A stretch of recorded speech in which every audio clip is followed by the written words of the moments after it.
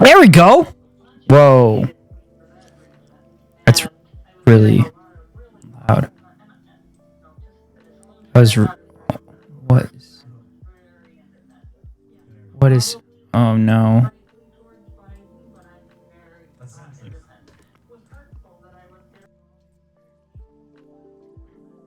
There we go. That was crazy. Hmm.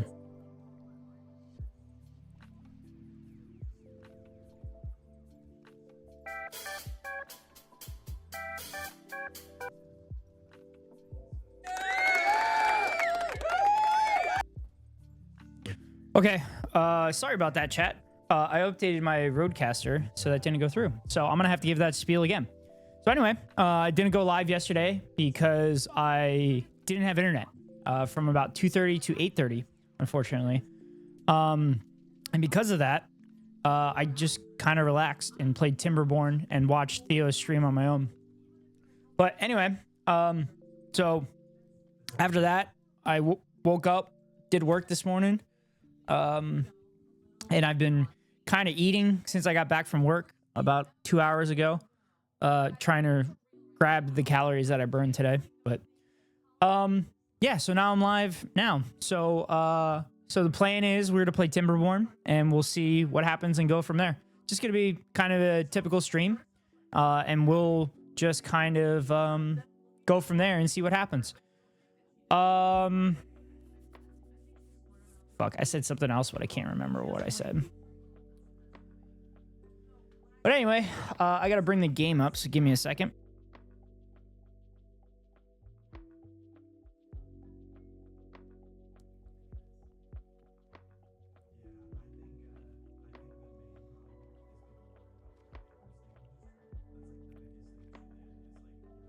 Mm-hmm.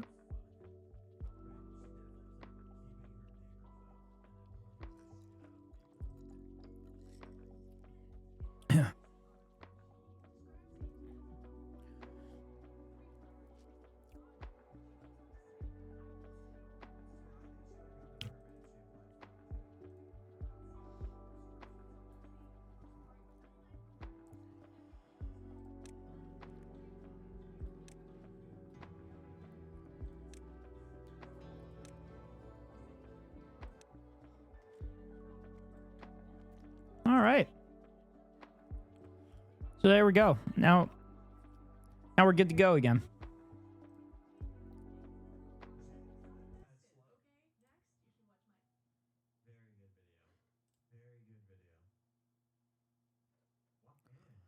Oh no, the game went away. That's weird.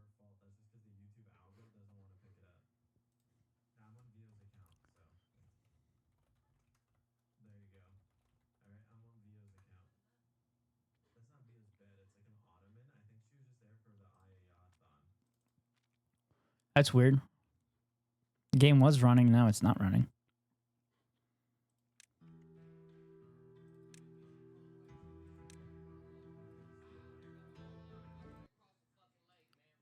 Ah, that's why.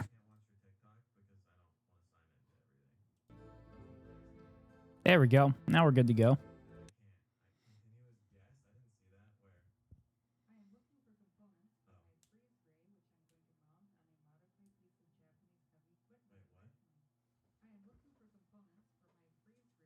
Oh, still, it's bitter cold here right now. Not bitter cold. It's been colder than normal today. So it just kind of continued into my my apartment. So, got to get the blanket on. Let me see.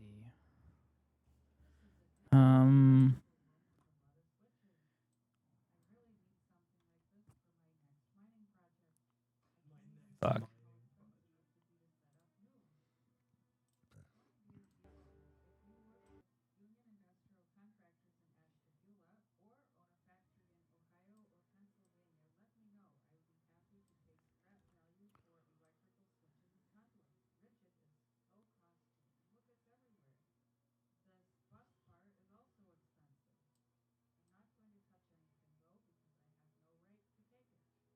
Go here. I think that works. I think we can see everything now.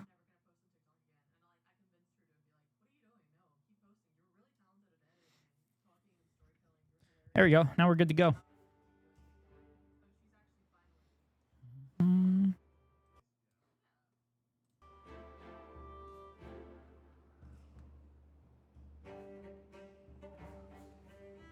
All right.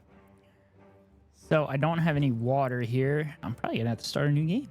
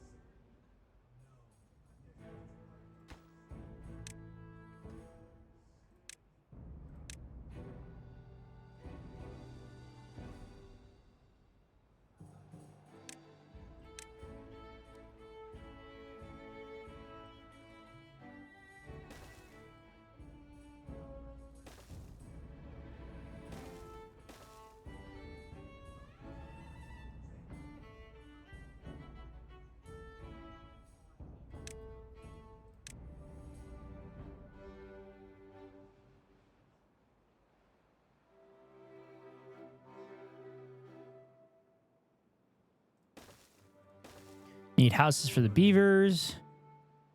I'm running out of wood already. This is not good. Not good.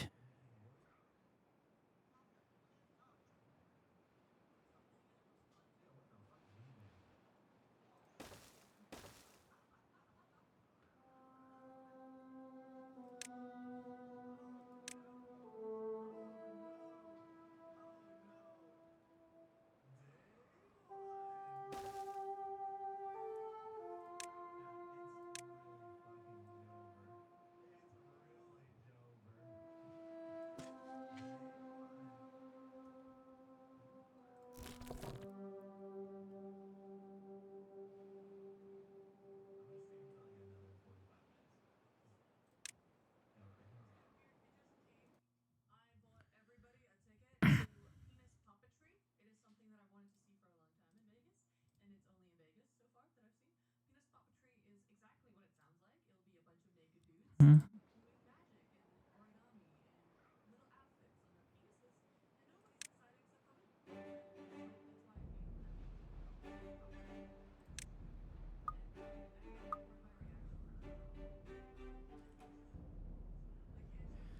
All right. So that'll work.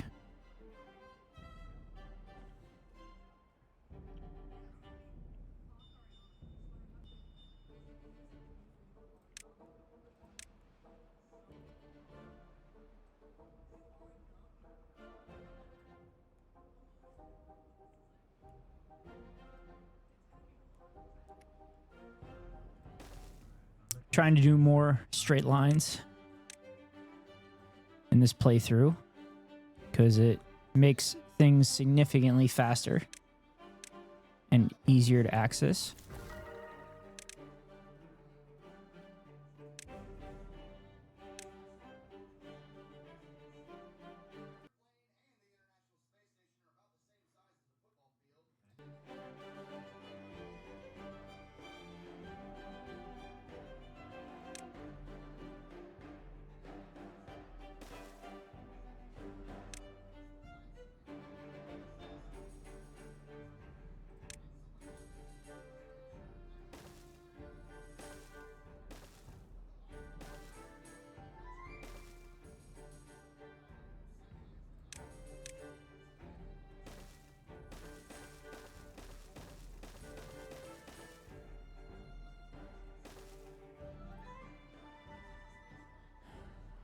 All right.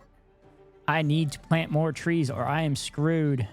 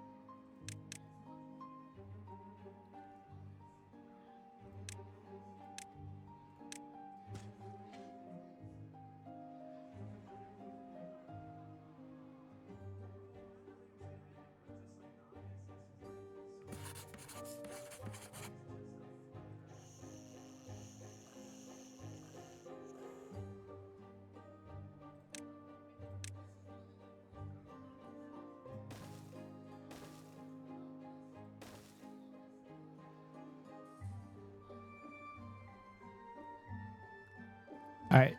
So I should be able to get a lot of wood there.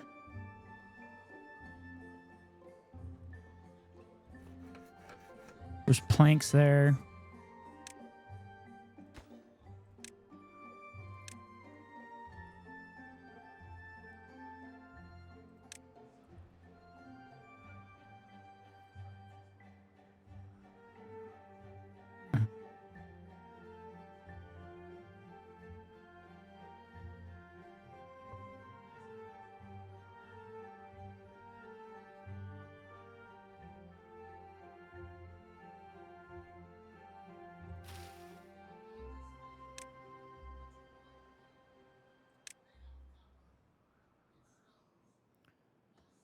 All right. That person's not doing anything.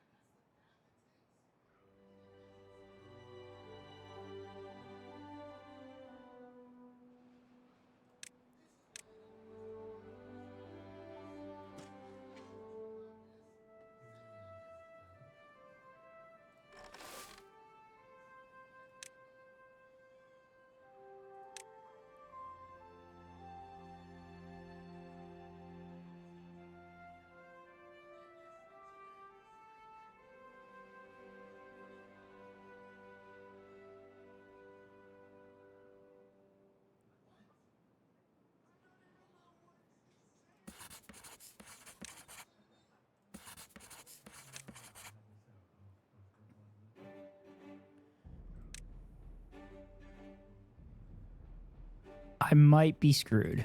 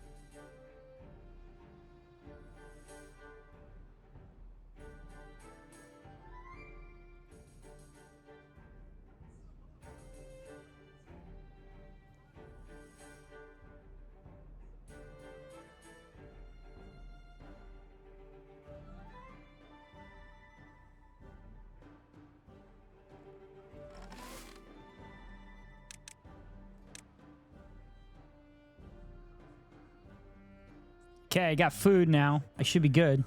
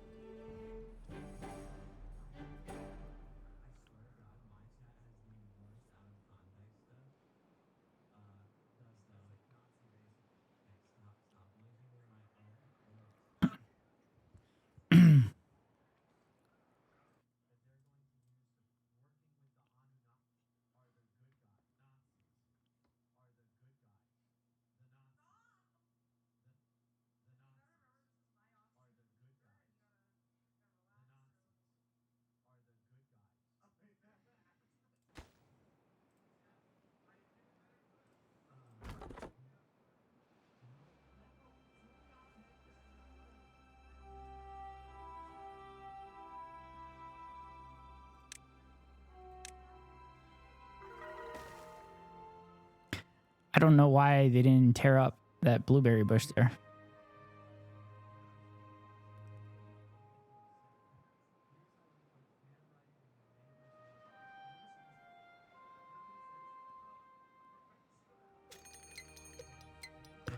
Drought approaching.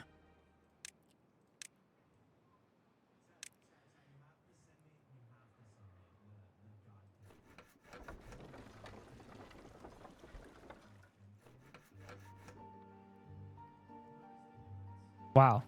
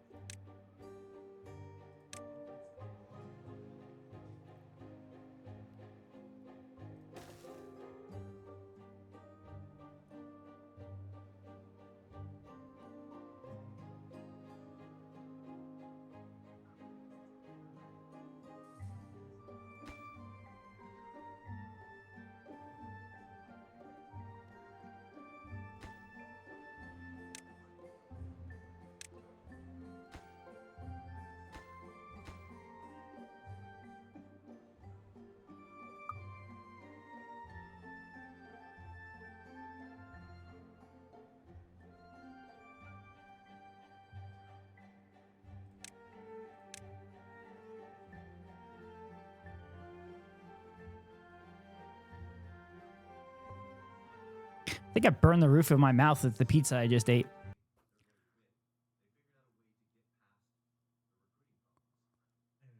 I did.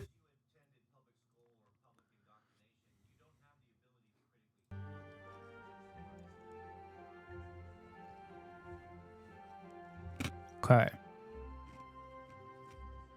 So this stuff here is that bad water.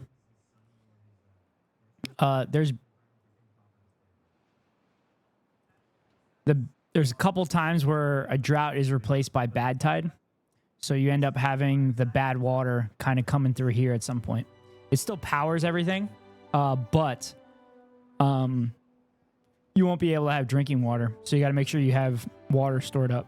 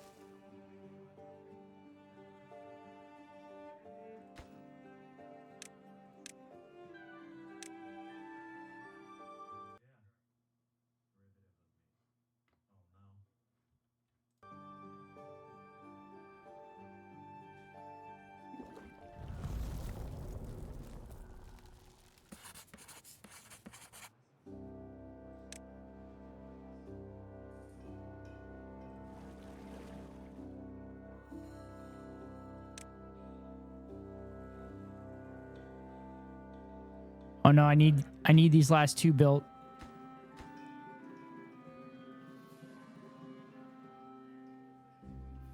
Oh, is it gonna be slow? I guess slow it down enough.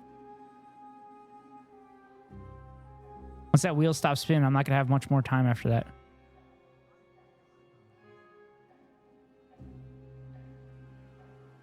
Come on.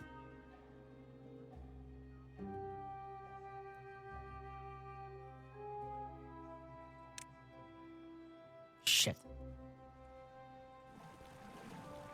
Shit.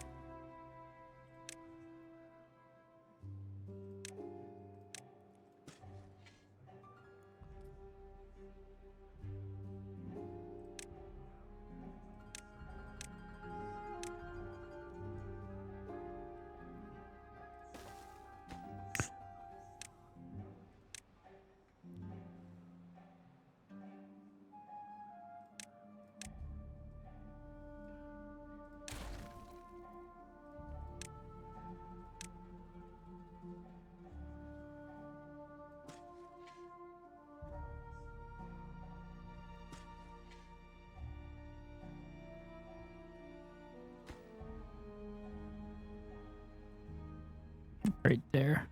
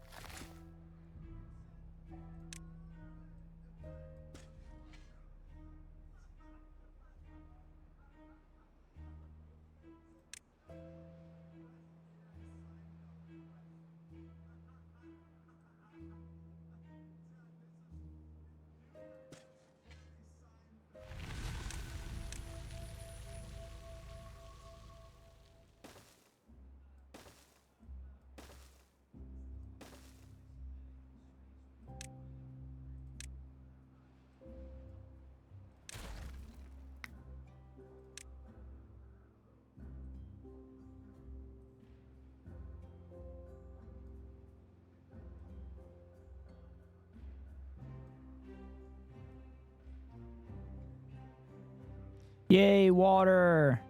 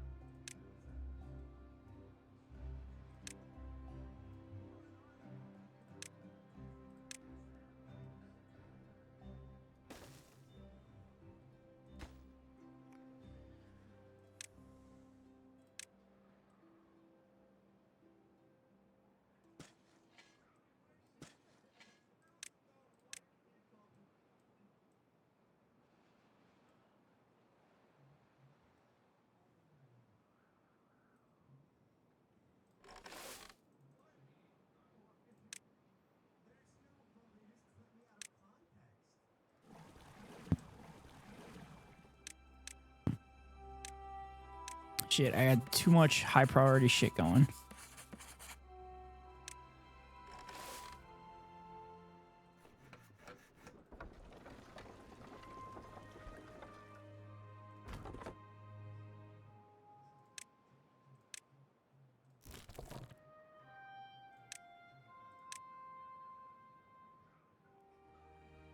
All right, let's see.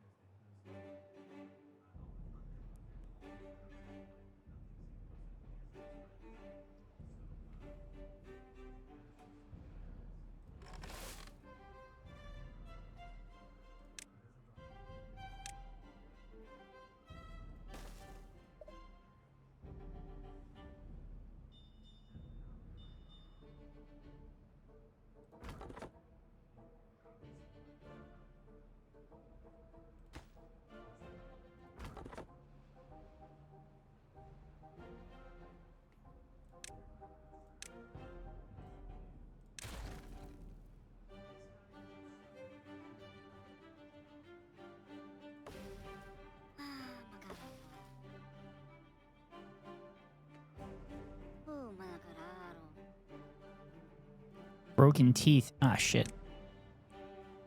Forgot to put the beaver well-being.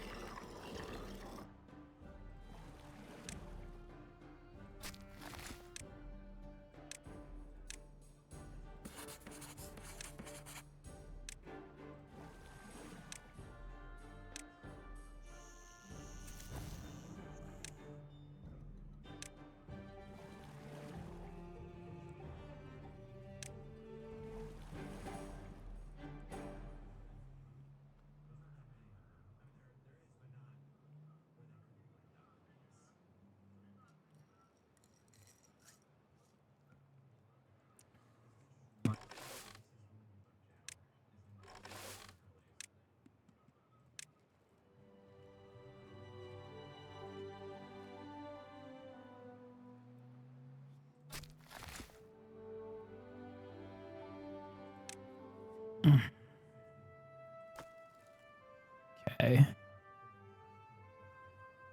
Okay. Berries there.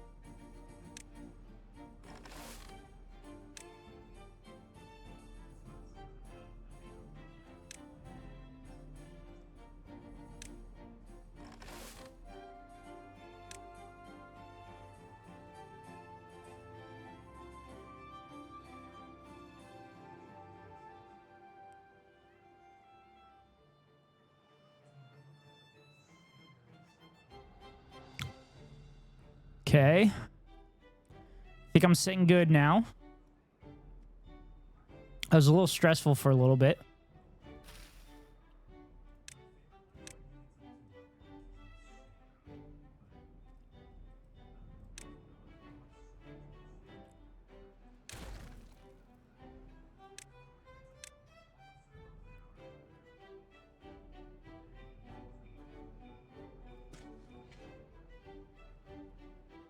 Ah, shit.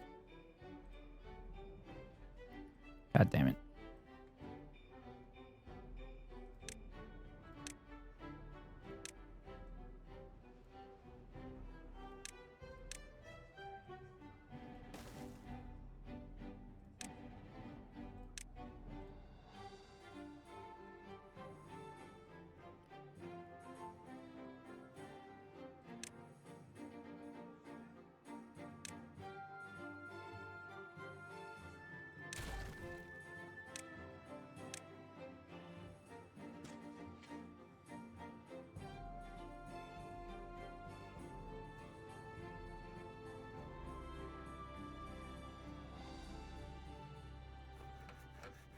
There we go.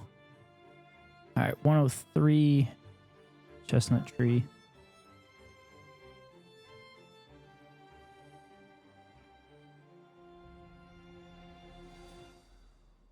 Actually, it might not be a bad idea to plant oak trees in some spots. 12 days, 24 days.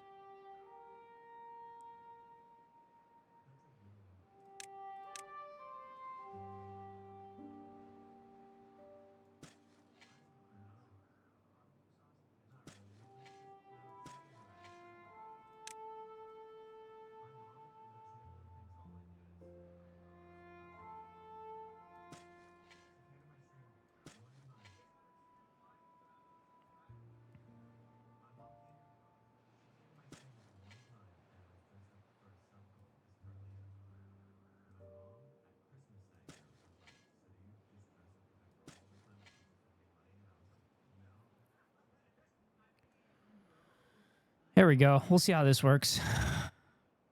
I've never planted oak before, but it takes 30 days, but you get 8 things of wood from it. So we'll see.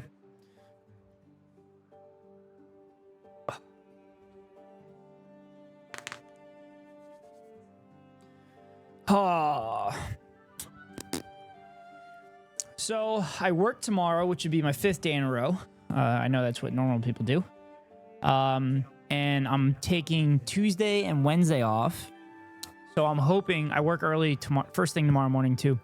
So I'm hoping I can get done with the script tomorrow, film Tuesday morning, and then start working on my taxes because I could use the refund to help pay for some bills.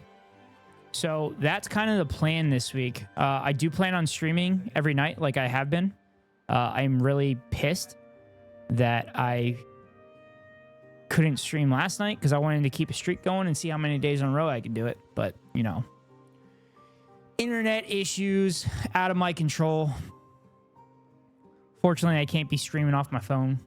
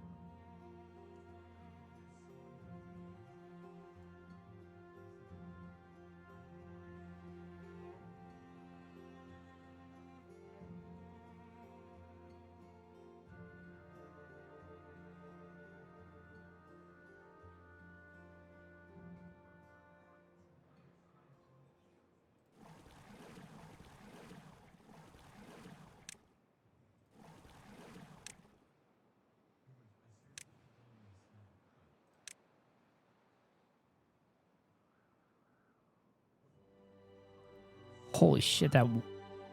Goddamn. Can I change this to the bad water? Biofuel, bad water. Okay. Well, that's interesting. So I could put a bad water pump right here. And I could store it to make dynamite later. I like that idea. That is a good idea.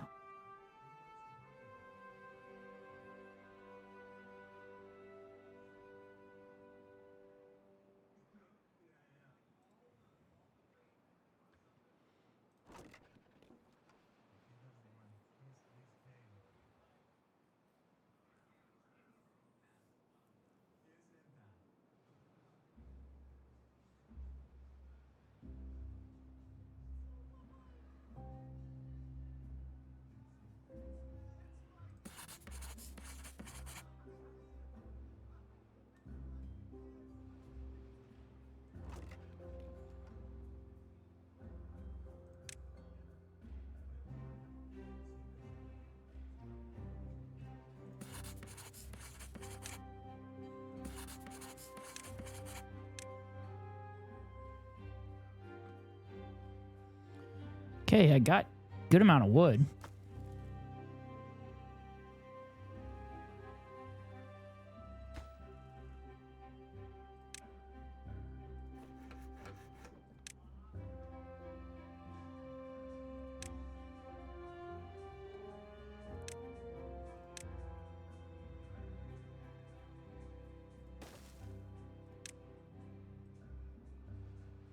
So also in my play yesterday, I found out you need to basically put a bridge across this because if your beavers walk through the bad water, they get contaminated and they get sick.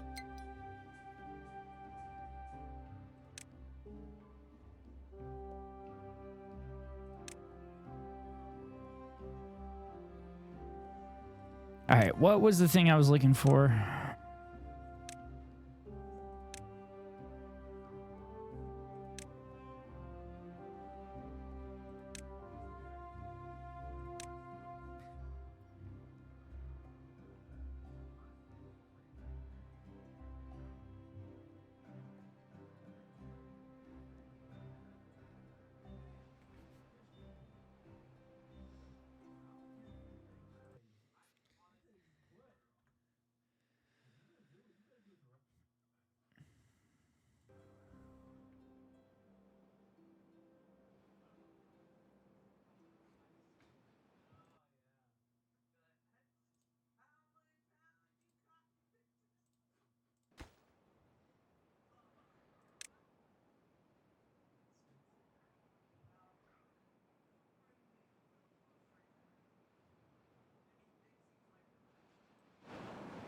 Oh, there we go.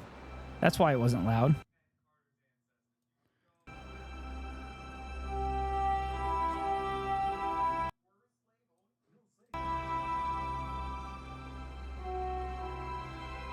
There we go.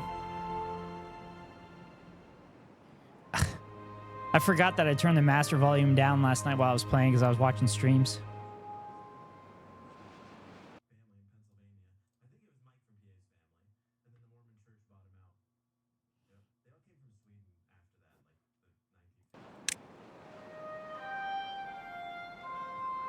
The music in this game is pretty awesome.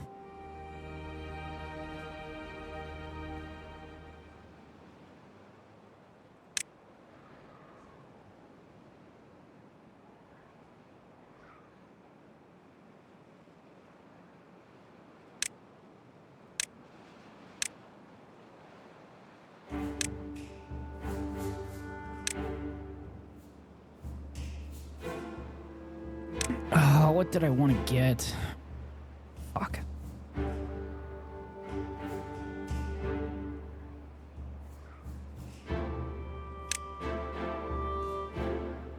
think I need the gears first.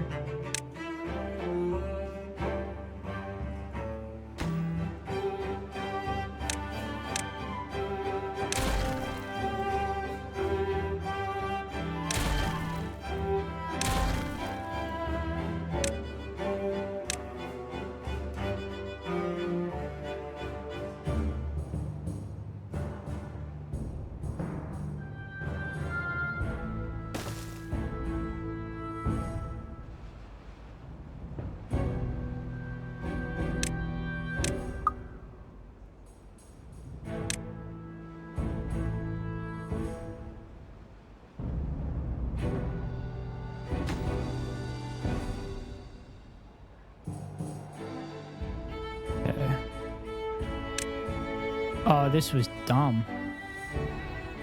This was stupid. Uh-oh, I fucked up. I fucked up.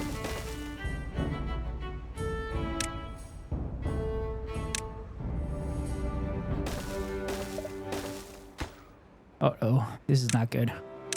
This is not good. Ah, shit.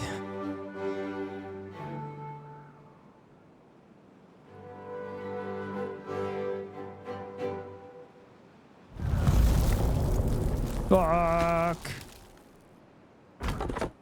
Fuck. Fuck, fuck, fuck, fuck, fuck, fuck, fuck, fuck, fuck. Not good. Not good. Not good.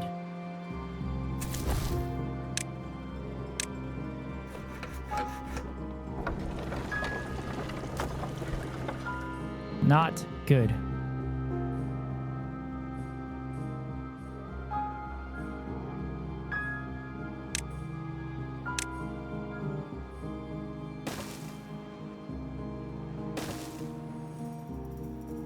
All right, these can be built at some point.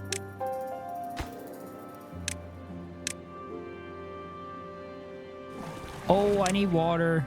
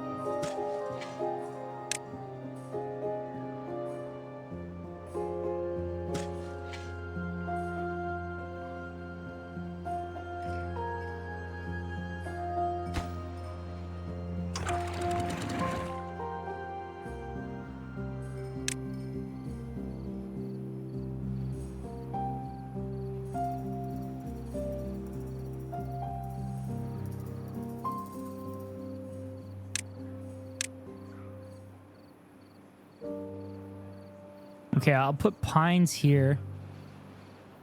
So then I can get pine resin later, and then the rest will be oak.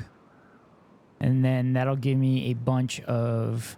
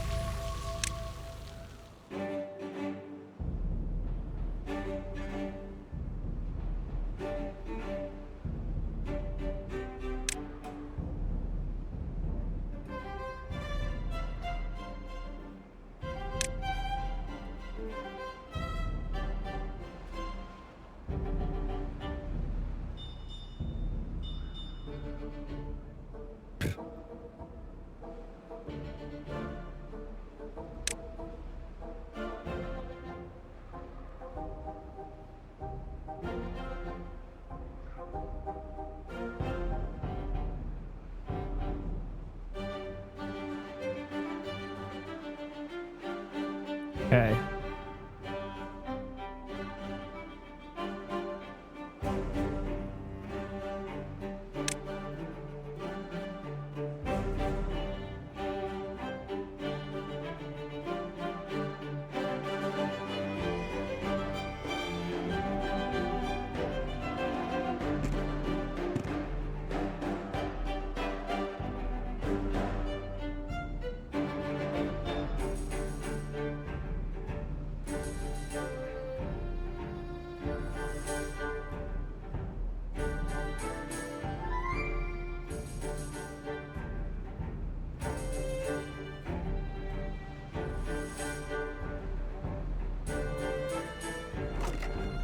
Okay, so I have plenty of food.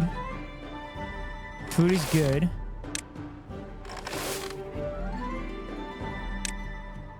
Okay.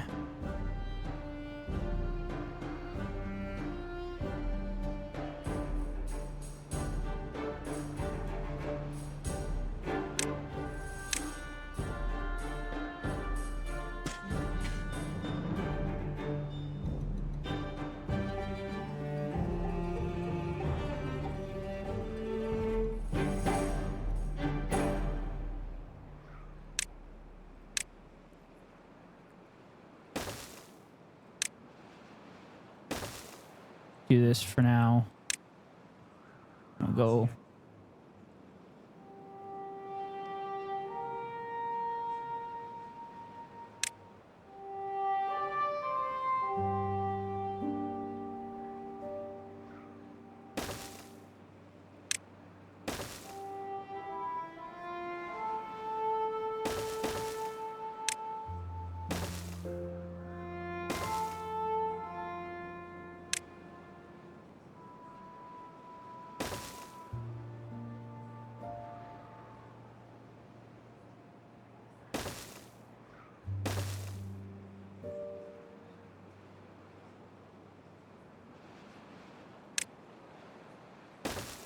All right, that covers that.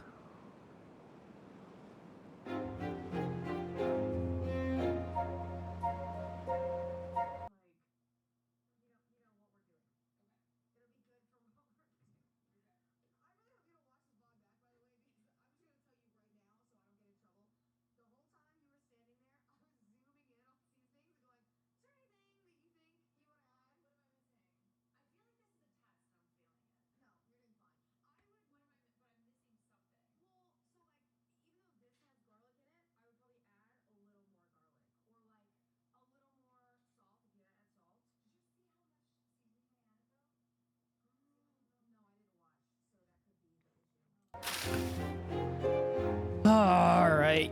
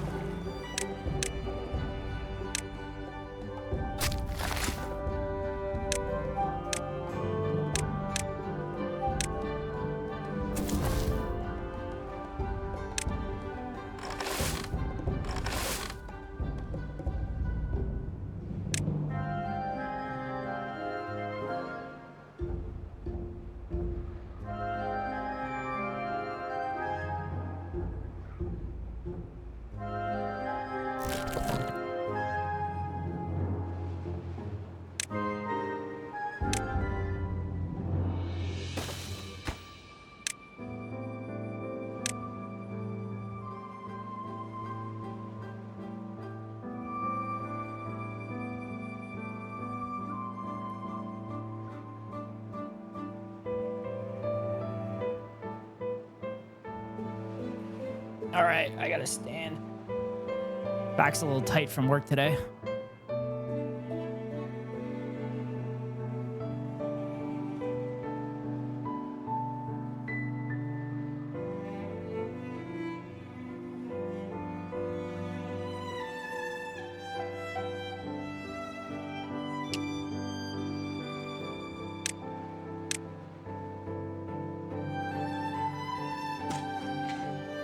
I'm gonna fill my water. I'll be right back. What's up, Pascal?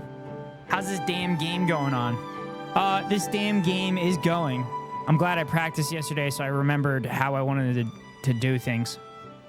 I did a little bit different in the other game, but I'm kind of going slower with things in this game, so it'll actually survive. But S-Cow, check out this damn dam here. I think it's damming things pretty damn well.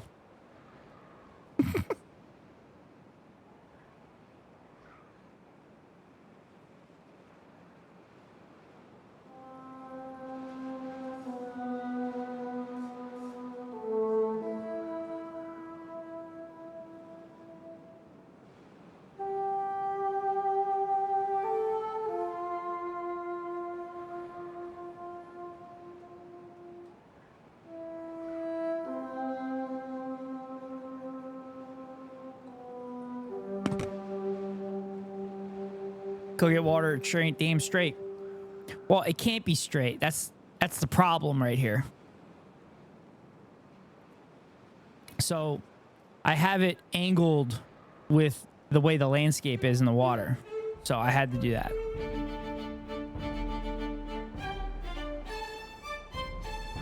Also, this is a leftist stream. We don't do anything straight here. It's illegal to be straight in a leftist stream. Duh.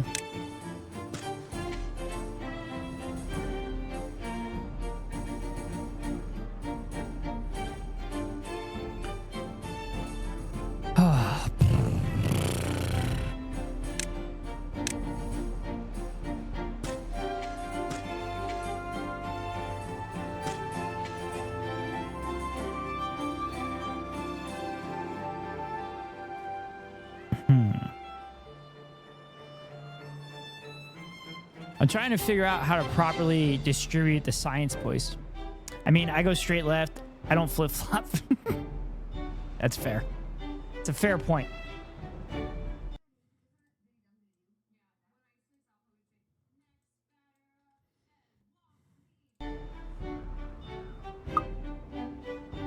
Also remember Uma, I'm not going to say his name. Dude, I just realized what his name is. What is it? Is it like a native people? Wait, he's UK.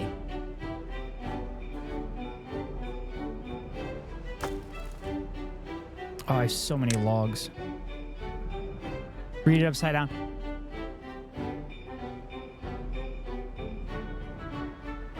Read it upside down and backwards. You know, when I was reading that, I'm like, oh, that kind of looks like it could be something.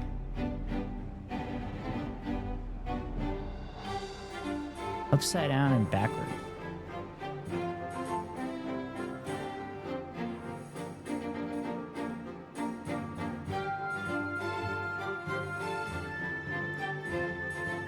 Bend upside down. That's pretty good. That's pretty good. That's funny.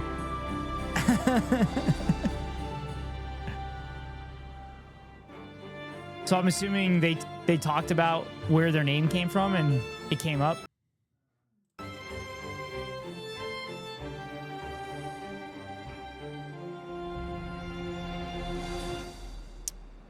All right, I have so many logs. I need to start building shit.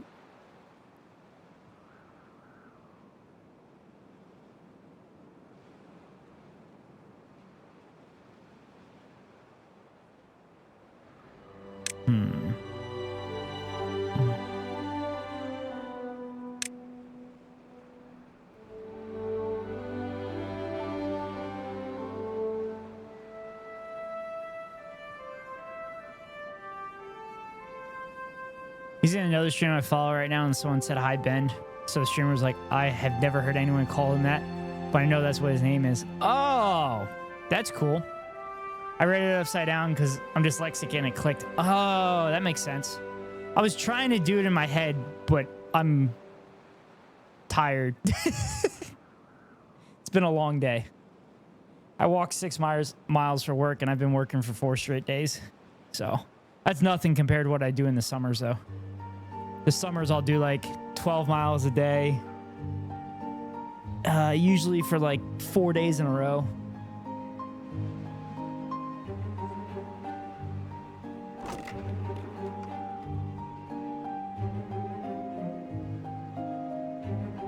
Okay.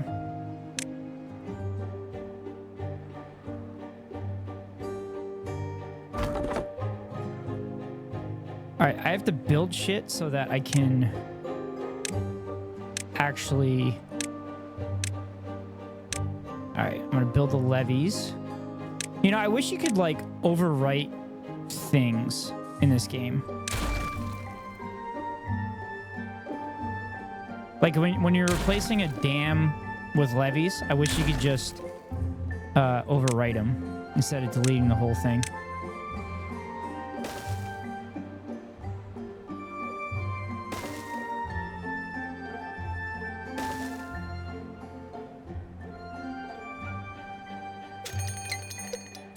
Drought approaching, great.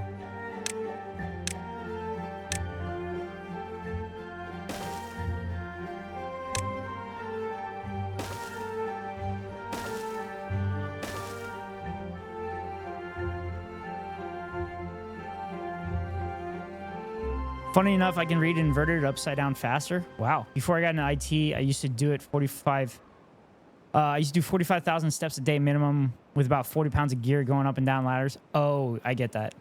Yeah, I carry golf bags, and they're usually, I think we get them about 15 to 25 pounds. I'm so happy I don't do that anymore. Yeah, that's fair. I think we do like 15 to 25 pounds for the golf bags, roughly speaking. And then in the summers, I'll carry 2 every round, and then I'll usually do 2 rounds a day. So I'll do that for 12 miles. I think I do... How many steps did I do today?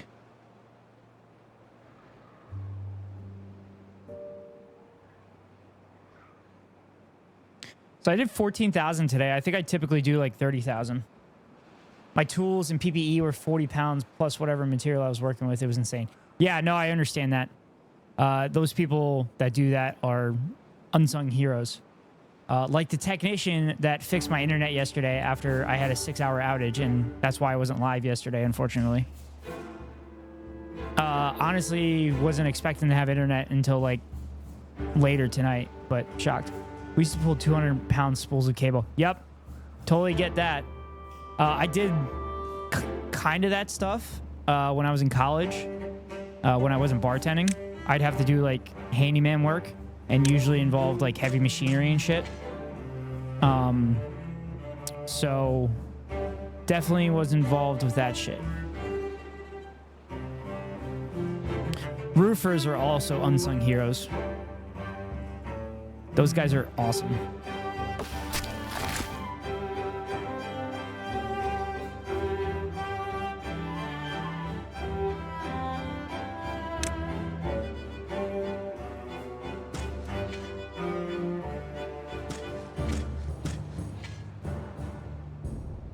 The worst was in the summer in Texas. Yep. Get that. Yeah, roofers don't get paid enough for sure. Yeah. That's why, like, if I ever am lucky enough where I'm able to buy a house, or like very, very lucky I could build a house, I'm going to like try to figure out a contract to give a bonus to the contractor, but make sure it's written in there that the workers are going to get it. It's going to get split evenly amongst them. Any special $200 shoes that don't melt in the roof? Yeah. Yeah, I understand that. Especially with the tar on some shingles, because some shingles have the tar on it already.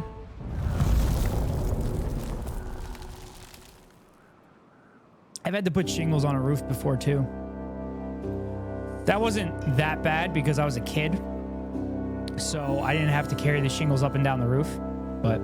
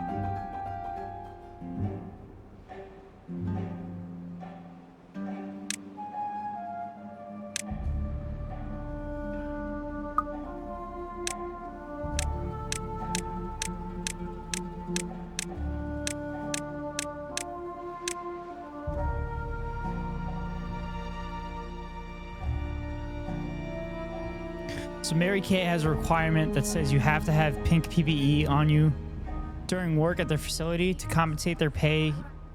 They pay you $2 more an hour to whatever you make. Is Mary Kay? What kind of company is Mary Kay?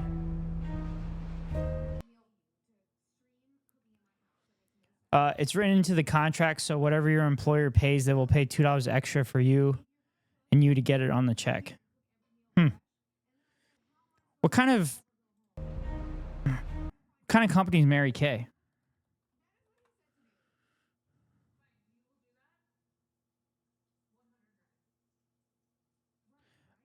Oh.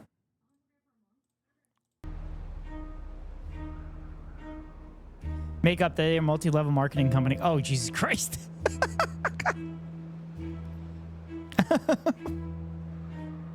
Like Amway and such. Okay.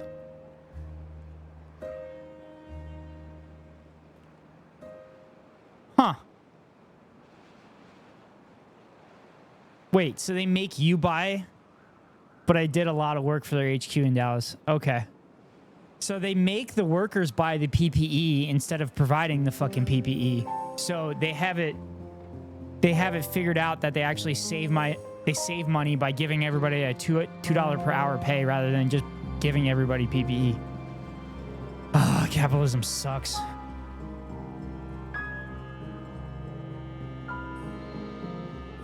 Also, I know it's provided for us too, but it's pink. Oh. So then why? So they're paying you the $2 extra thinking that it's an embarrassment to wear pink?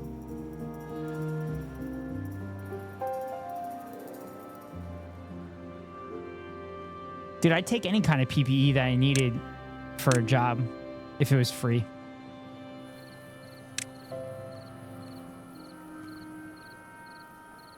They give you a hard hat, vest, gloves, and glasses. Yeah, I was like, send me, I don't care. Hell yeah.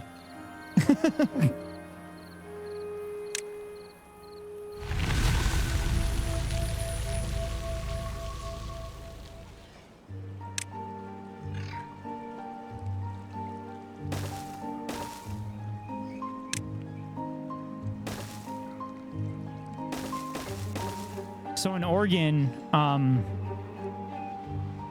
I still wear mask inside out of common courtesy. So I paid for my own shit. I mean, I hate that they're an MLM, but at the same time, give me cash. Yeah. Yeah. There's no ethical, so like they say, there's no ethical consumption under capitalism. There's no ethical working under capitalism either. There is, but there isn't. Why isn't this setting working?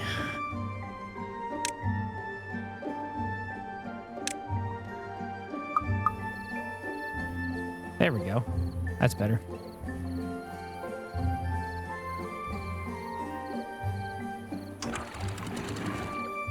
Oh, flooding!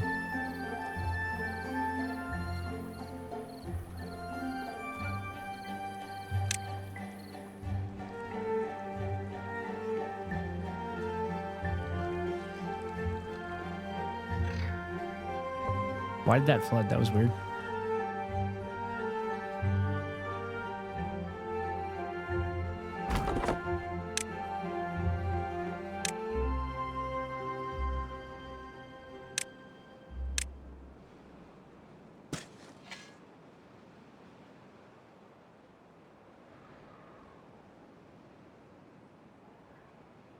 Bảo là mình ma úi à.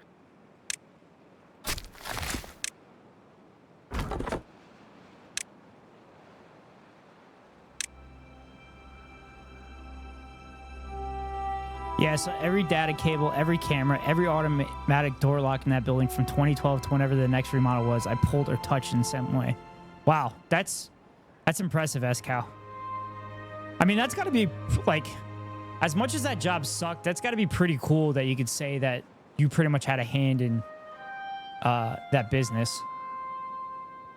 I mean, it's the same thing we say for all working class people. Like, without us, those companies are fucking worthless.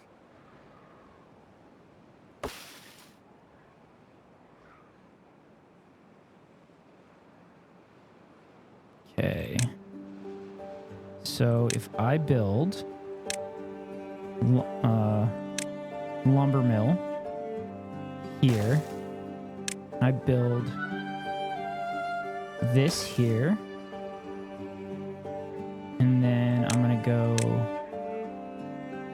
this, like this, like that.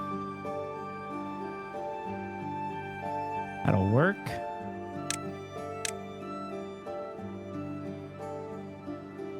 Go with that. That there. Okay, that should do it. Yeah, I also built 3 Amazon distribution facilities, 1.2 million data cables pulled in each. Holy shit. Wait. Cal, did you put in back doors so you can access the infrastructure within Amazon? So that when the time comes, you can take down Amazon? 1.2 million feet of cable? Yeah, that's a lot of feet. Like 1 million is a fucking lot. Oh shit. Running out of food.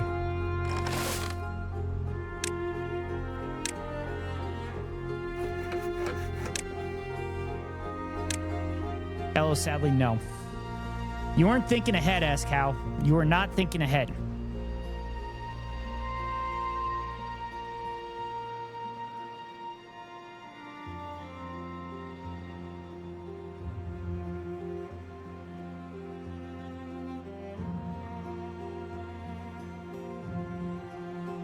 There we go.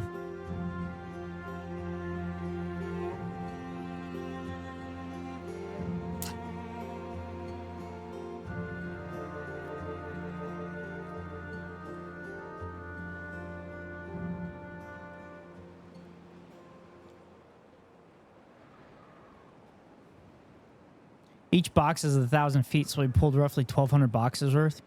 I did the cabling, not the equipment. No way to give myself a back door. I mean, just patch into the cable. Fuck, I was going to say something else. I forgot what I was going to say. Oh, I do want to mention something about this game that irks me. So...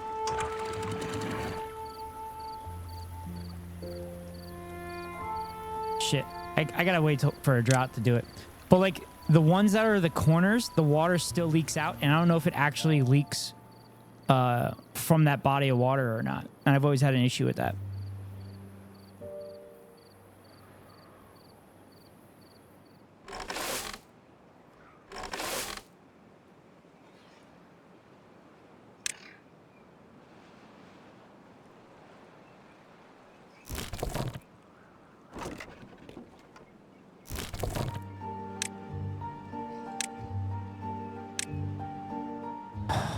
Oh no.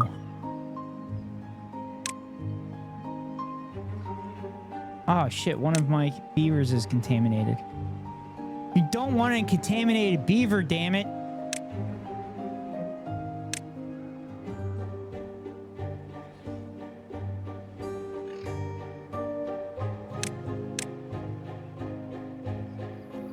Never good to have a contaminated beaver.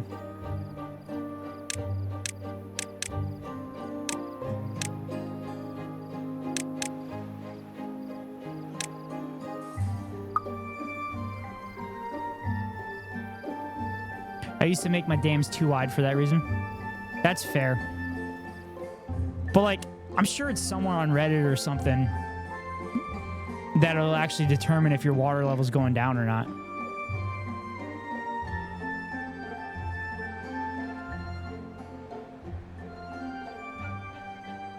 I guess that would make sense of why you'd want the dam straight.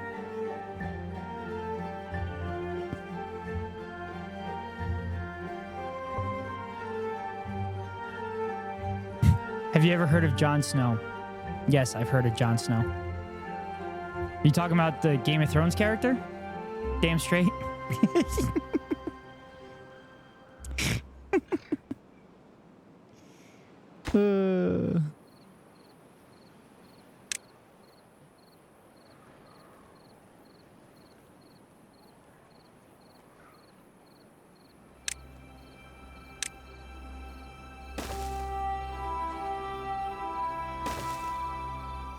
All right, I'll make the dam straight.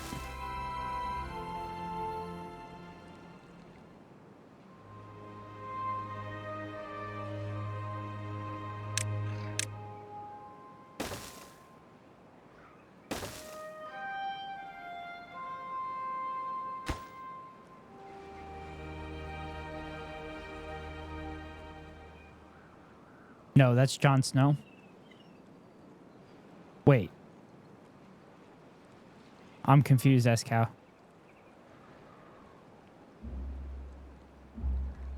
Are you saying one of my beavers is Jon Snow? Oh, Jon Snow. HN instead of ON. Okay. No, I have not heard of that Jon Snow, I don't think.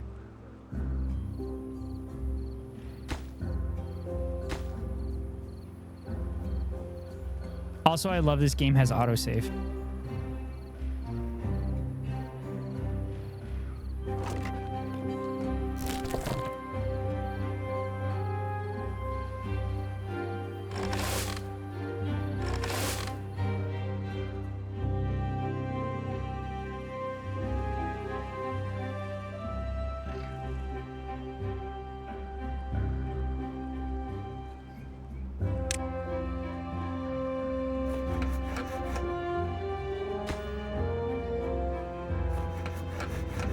Oh, I need way more planks.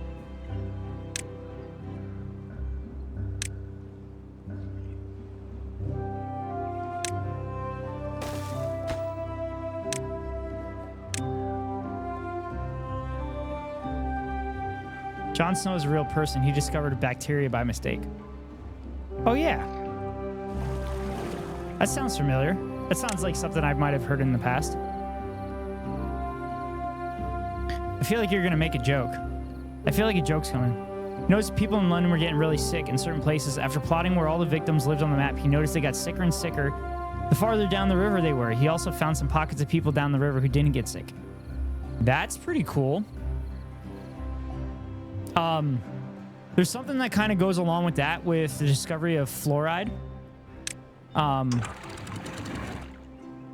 discovery of fluoride and how fluoride is good for your teeth.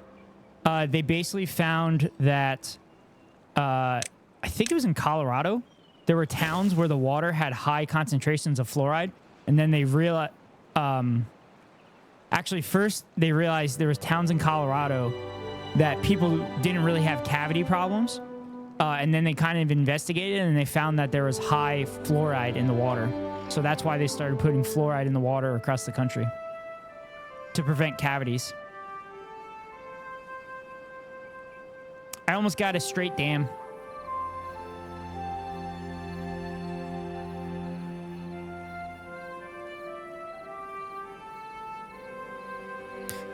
But yeah, that's pretty cool how it was discovered.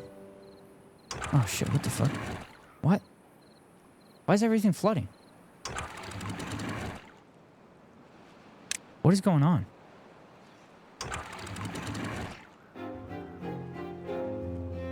What the fuck happened? Why is everything flooding?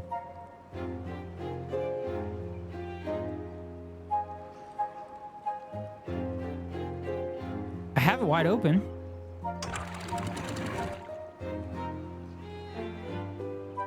What the fuck?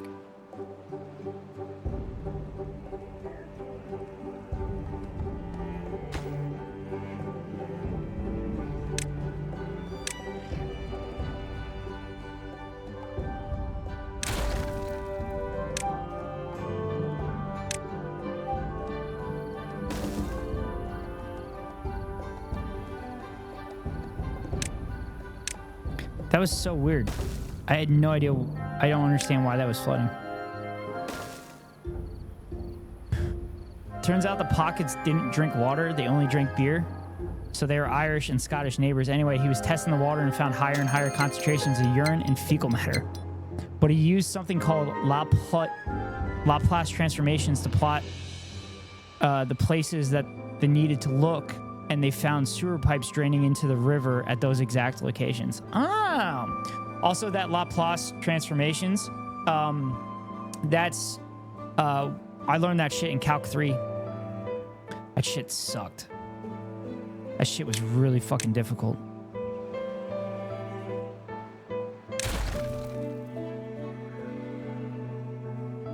Oh, it's because, oh, I know why. It was because, fuck, I could have left the levee there.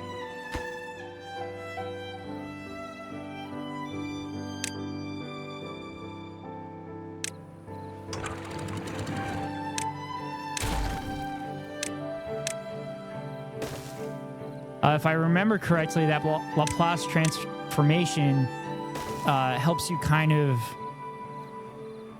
determine the highest likelihood or something like that. Oh, just a question. Have you ever heard of the term imaginary engineer? Yes, that is a industrial engineer. One of my best friends is an industrial engineer. We called him a fake engineer forever.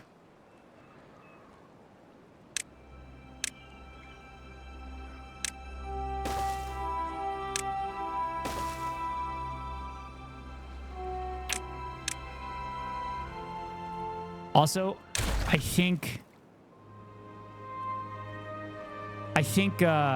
industrial engineers are also literally designed to make capitalists more money. If I think about it for a second. No, imaginary engineers are EEs because we work with I so much. That's actually kind of funny. Stop dividing. Stop taking a square root of negative fucking numbers, man.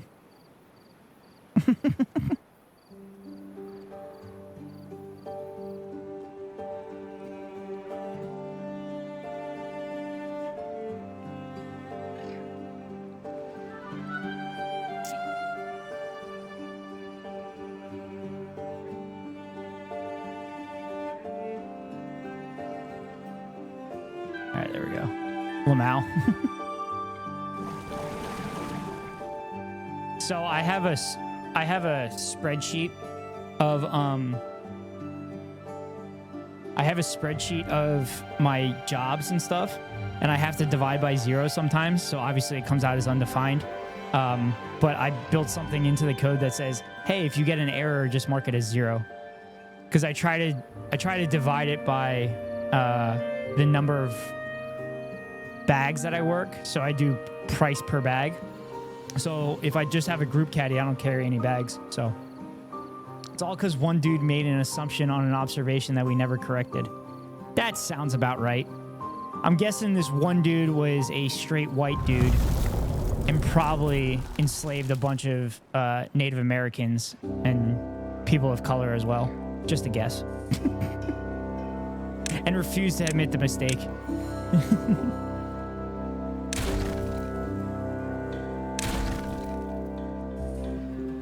That's funny. I never heard EEs were known as imaginary engineers, but that's hilarious. I'll have to ask my engineer buddies about that.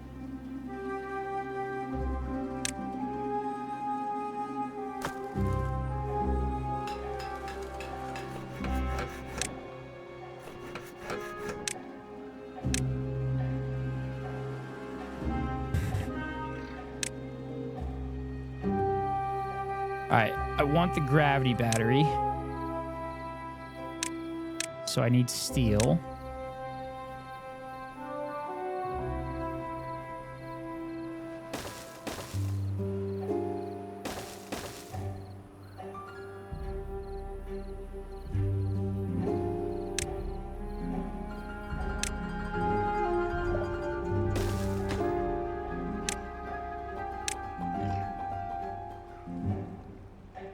Enrico Volta. I feel like I've heard of that name before.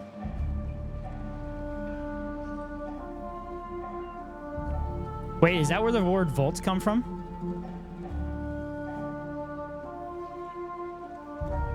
Definitely white, not sure about his status of enslavement, but would not be surprised. All of Europe was brainwashed at the time. That's fair.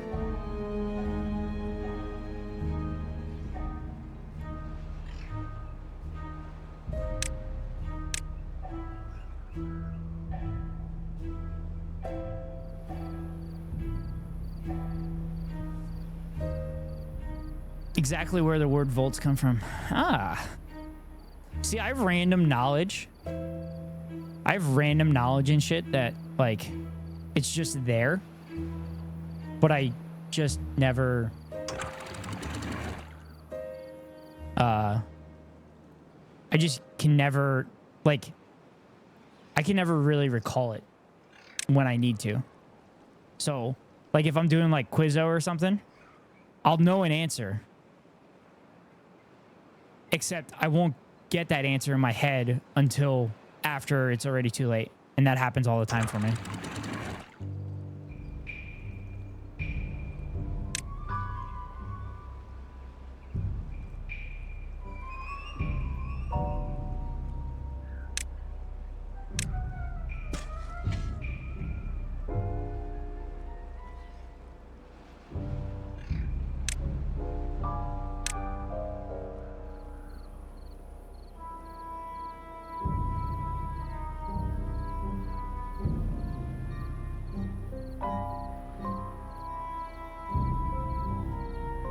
So, SCal, when you said you'd do 2, would you put 1 here and 1 here? Like this? Because then if you only put 1, then the water leaks out the right side. So that's kind of what I was talking about.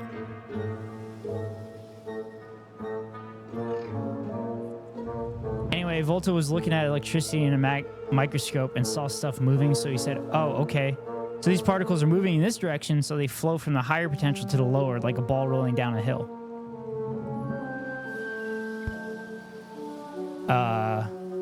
Yeah, is that not correct? Where was the flaw in that? I hope you're about to tell me.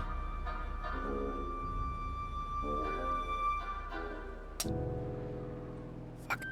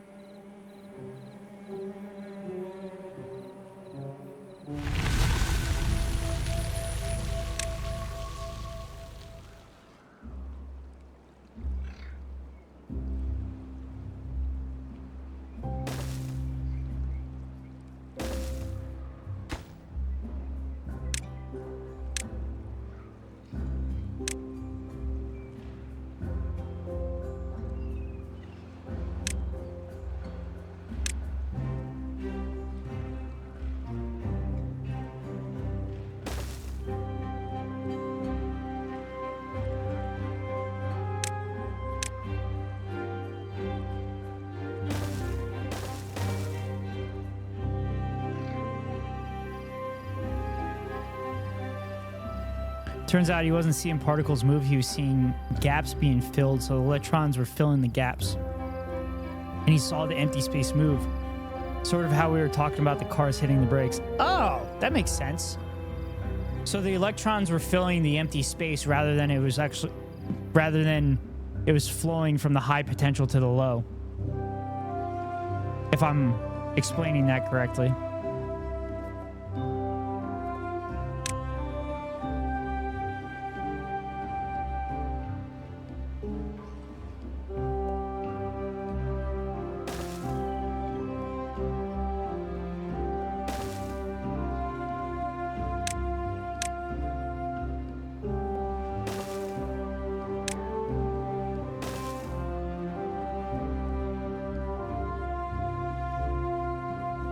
I gotta stretch my freaking hip. My lower back is hurting.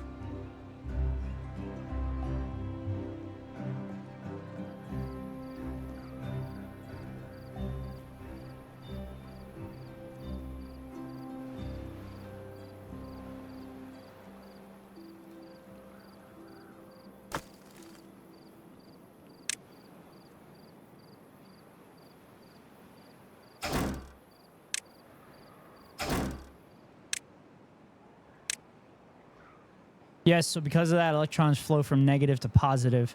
That makes all our values negative vectors. Therefore, when we do trig and get the square root, it's I. Oh, so like, it's been done for years and they can't really change it. Oh, no, the negative and the positive was labeled incorrectly. So like, if you could, you'd go back and swap the negative and the positive so they become positive numbers, right? So, like, it's not really I. It's kind of like an arbitrary I, basically.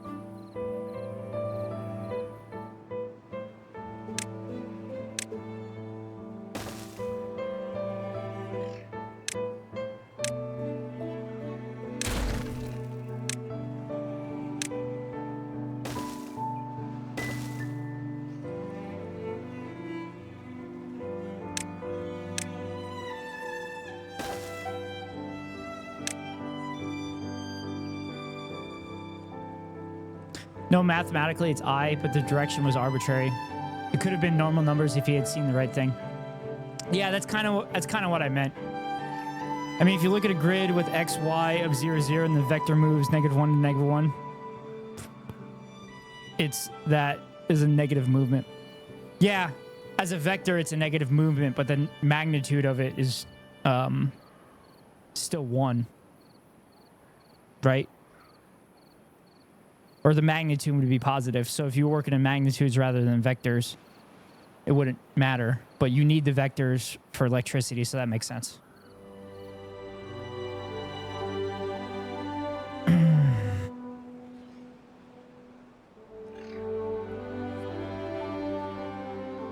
So that's Cal. Did you get the weekend off?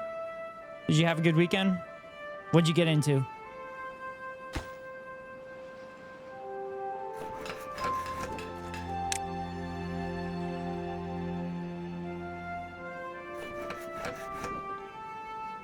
No, because it's a vector. A vector has magnitude and direction for where a velocity would be positive. Yeah. No, I meant that's what I meant. I played Enshrouded all day, both days. What's Enshrouded? I mean, I guess I could Google it, but yeah, no, I know a vector has magnitude and direction. What the fuck is? There's a name for a vector that doesn't have a direction, and I can't remember what it was. I thought it was just. It wasn't. Did I say magnitude earlier? It wasn't magnitude or something else. Pal world with no pals? Oh, that's interesting. So does that mean you're enslaving people?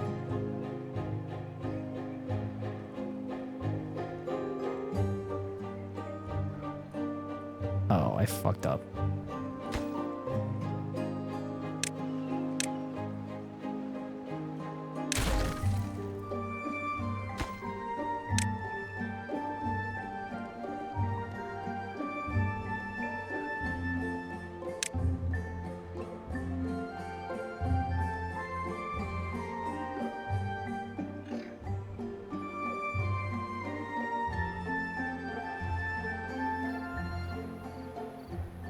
No, I'm trying to get rid of something called the Shroud and rebuild civilization. Ah, that makes sense. I don't know. I think Power World is kind of cool. It'll be interesting to see if that. I can't imagine Nintendo is gonna win that lawsuit. If they even pursue it. Because from what I understand, that game has been in the works for years.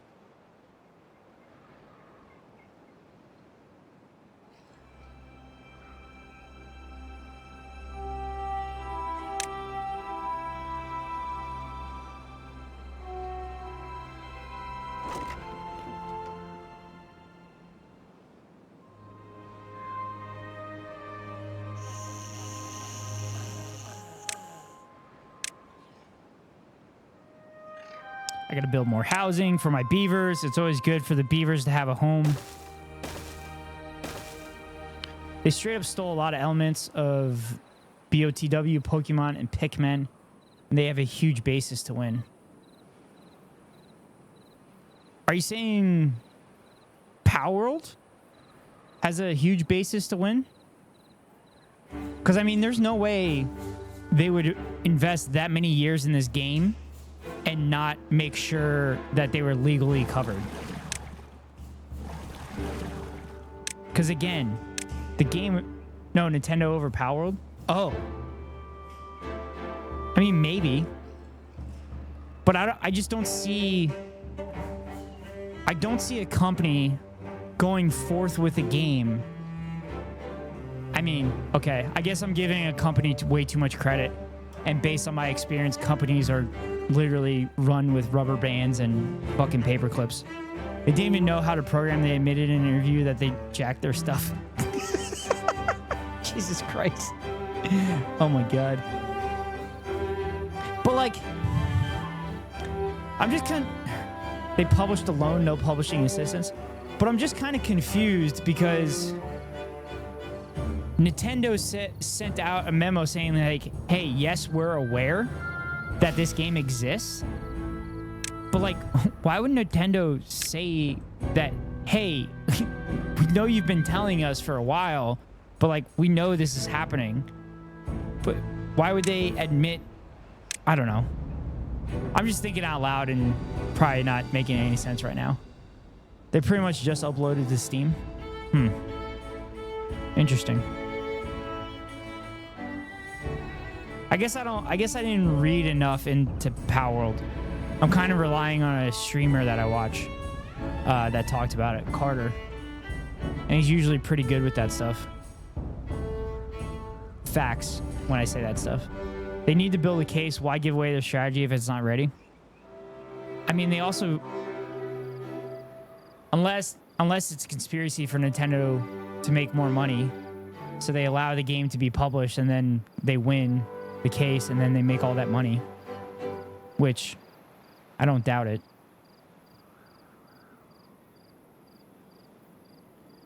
I mean, because like while the game was being built, like we knew this shit was coming out, they could have issued a cease and desist. But if they're big-brained, then they could let the game be made, and then once they realize the game's a hit, then sue the living shit out of them and make all their money. Yeah, I basically just... They didn't have access to the files until it got published. Aha! That makes sense.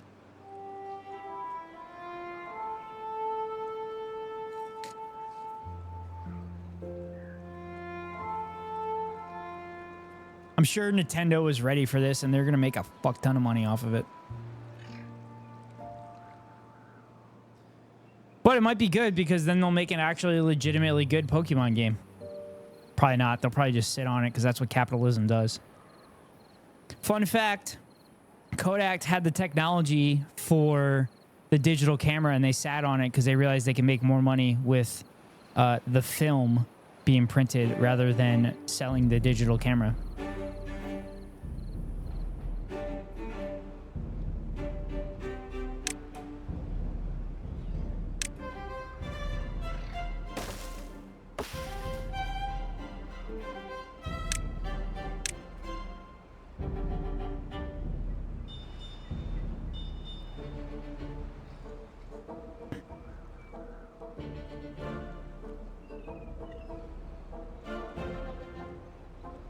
I'm telling you, when you walk by a new area, it straight up uses the Breath of the Wild music and fonts to show you the name and the location. My cousin's an engineer at Kodak. That's a lie. They just couldn't get the sensors to match the quality of the film. Really? Because that's like one of my big arguments against capitalism. I said they had the technology. Not necessarily the actual digital camera, I guess. But I guess I'm not completely wrong. They just couldn't get the sensors. Oh, sorry. I read that already.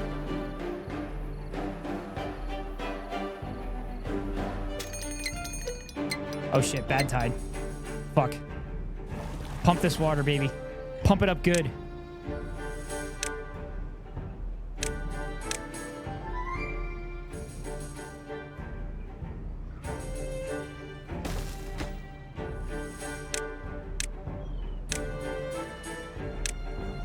I mean, capitalism sucks, but it's not why they didn't release the digital sensors. Well, damn it. That's like one of my big arguments against capitalism. Now what am I going to do? Or I could just say they had the technology and that's not lying, right? Like they had the technology to do it, but couldn't actually do it? Because then if I said they sat on the digital camera, then I'd be lying. But if I said they had the technology to do it, but they couldn't do it. Damn it, Ascal. I'm trying to make propaganda here.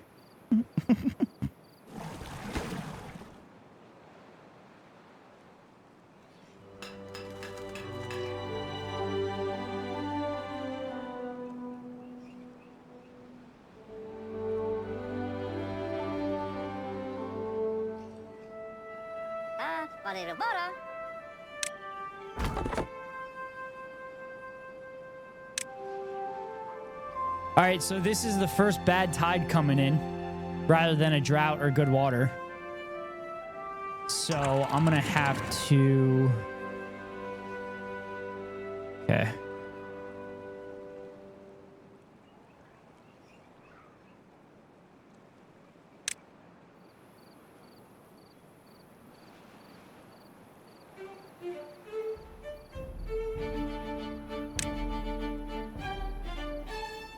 I want that gravity battery, damn it.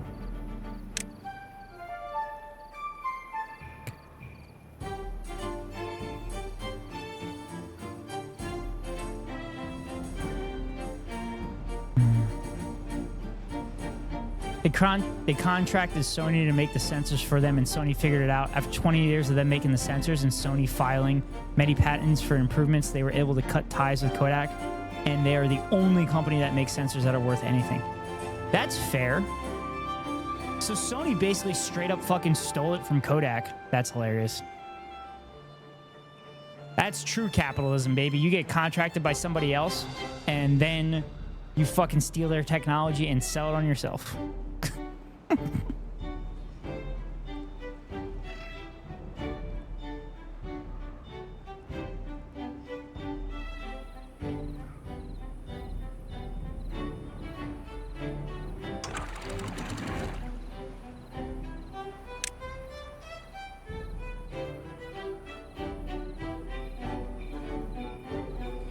So if you want to go for capitalism, the fact that Sony had exclusive rights for 20 years gave them competitive advantage, and now no one can come close. Yeah. Yeah, that makes sense. But that's literally capitalism. That's capitalism eventually creating a monopoly in like every industry. Okay, there's the bad water. S-Cow, that's one of the updates in the game. So instead of it being regular water, it's bad water coming through. So like it destroys or it dries up all the land and poisons the land alongside of it. And then you can't drink from it at all. It's apparently this one's pumping water out of it somehow.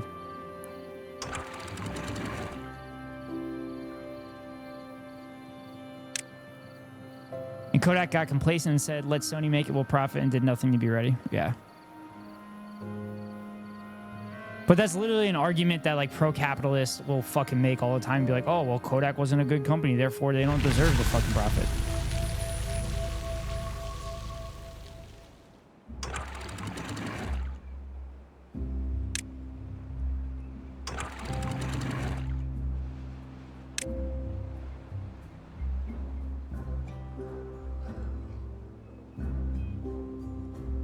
So then the good water pushes the bad water out eventually.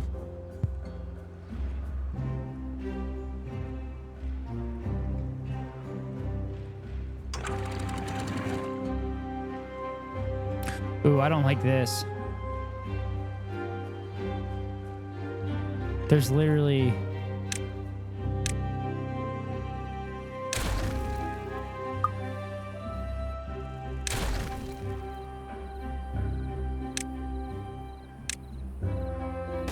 There's literally an area where... Oh, fuck. Oh, God. I'm hitting too many buttons. There's literally an area where the bad water coagulated. Or pooled.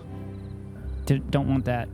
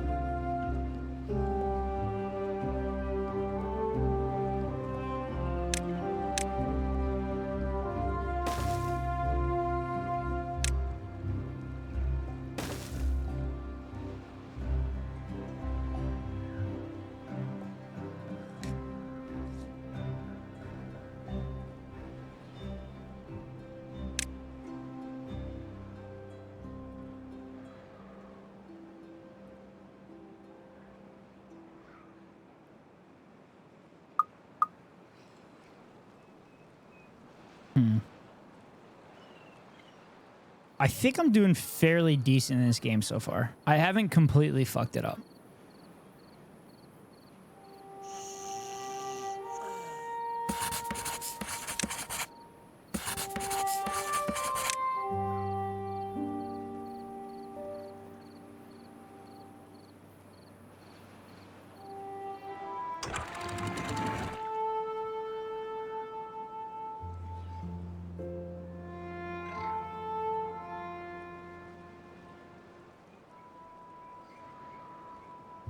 Fuck. That is a bad dam. That is a bad dam. Dam is too effective.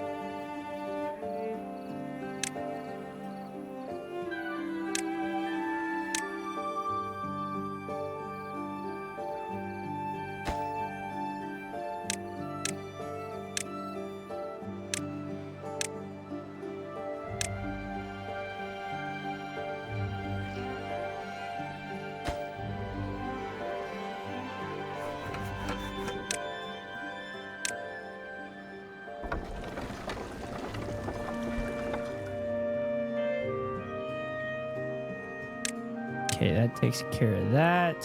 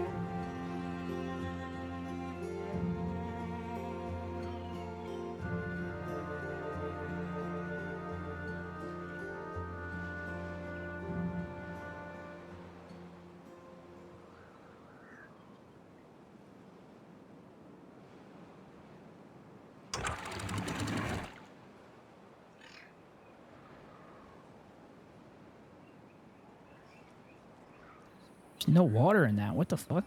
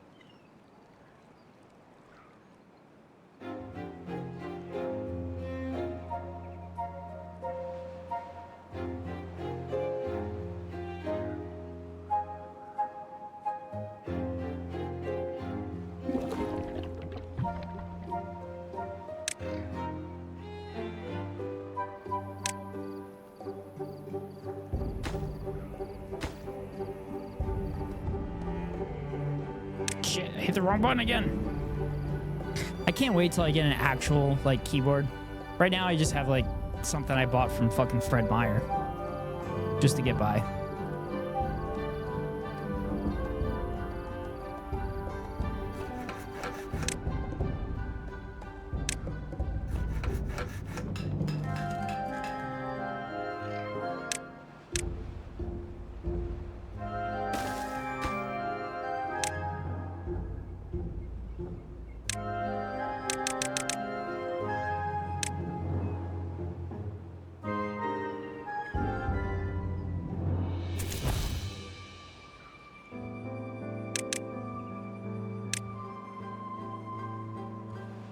Go, it's time to get ready for bed. I hope you have a damn good time. I appreciate that, S-Cow. I hope you have a damn good Monday at work tomorrow. And I hope I, helped out with any Sunday scaries you have. Nice chatting with you. I always appreciate when you pop in. And I always appreciate you, dropping some knowledge. Because it's important to not be... Sorry, I'm not going to say it. It's important to learn new things, continue to learn new things. See? I didn't say I was dumb that time, S-Cow. I'm getting better.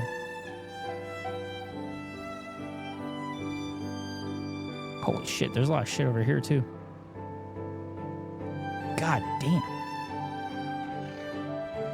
Holy metal. Bad water here, too. Good job. Progress. It's important to keep making progress.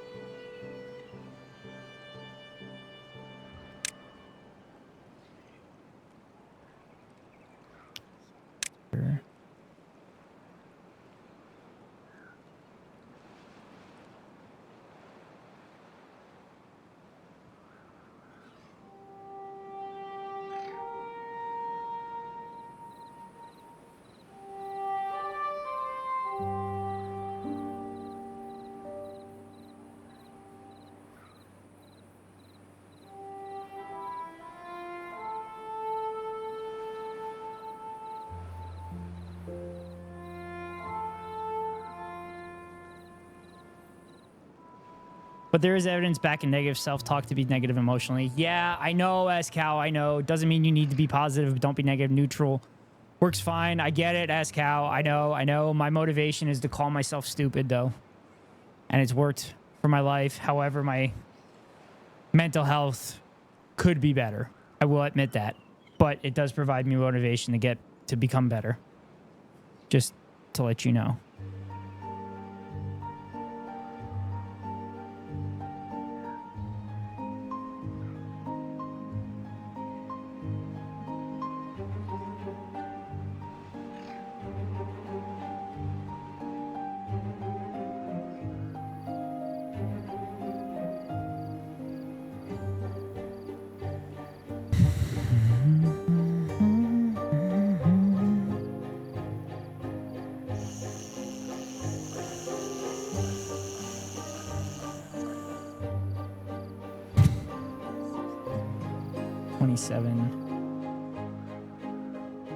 Again, if you call an action or a choice dumb, that's fine, but you can't assign it to the whole human. What about conservatives? Can I call conservatives dumb? Is that okay, S-Cow? Can I call them dumb? Because they're pretty fucking dumb. Particularly conservative politicians. Maybe not the people that vote for the conservative politicians, but the conservative politicians themselves. Can I call them dumb? Is that okay? Because if that's not okay, then that's like most of my content.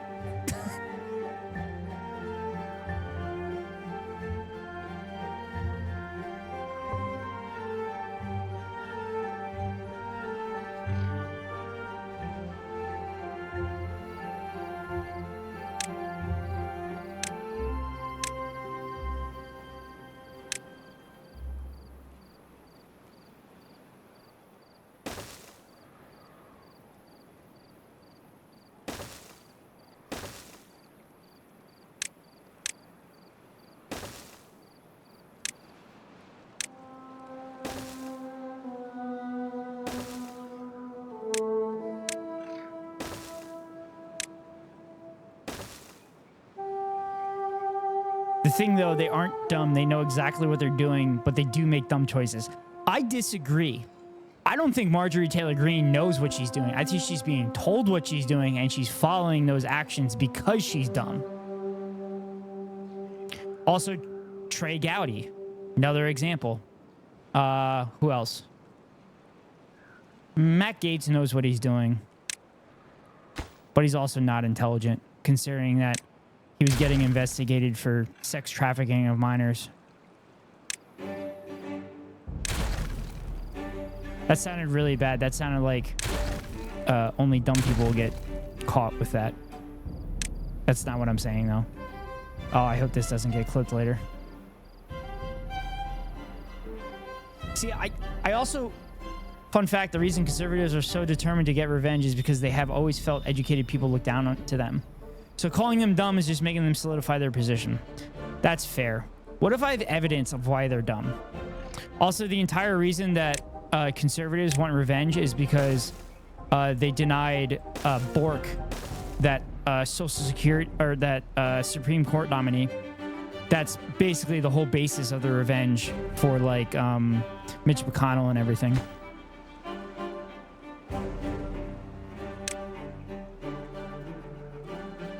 Also, a lot of conservatives are failed Hollywood actors and actresses, and also not and screenwriters.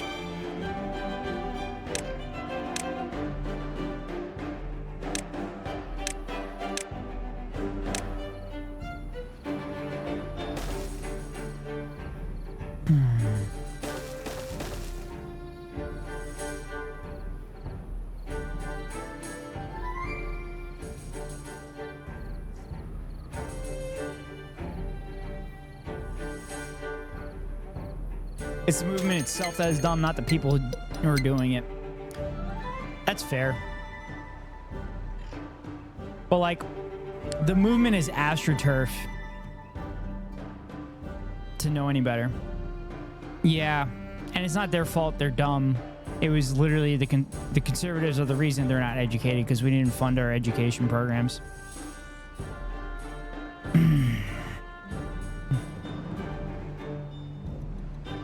You're not wrong, SCal.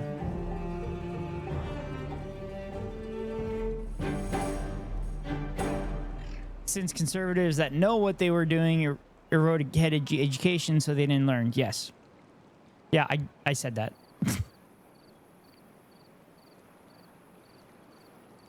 I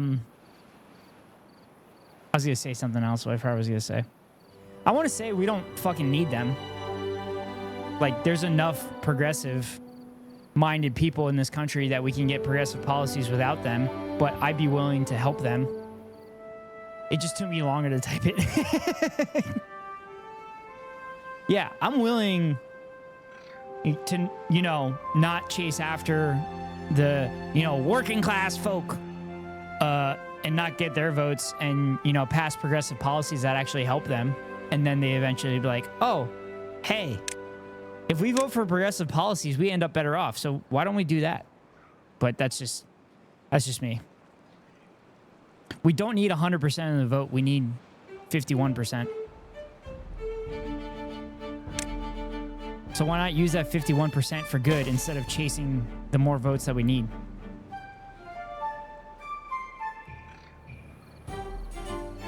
Also, SCal, me calling myself stupid is part of the game of being a propagandist. If I say I'm stupid and I say very obvious things that make me, that sound really smart, then if they're like, if this guy's dumb and he's thinking of it, why do I not think of it?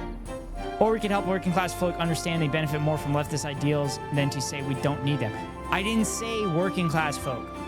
I said the white working class, which is ultra conservative, and then give them the benefits. And then when they receive the benefits, they realize, oh, leftist ideals are actually good for me, so I should vote for that, which is what they did with the New Deal. Also, unions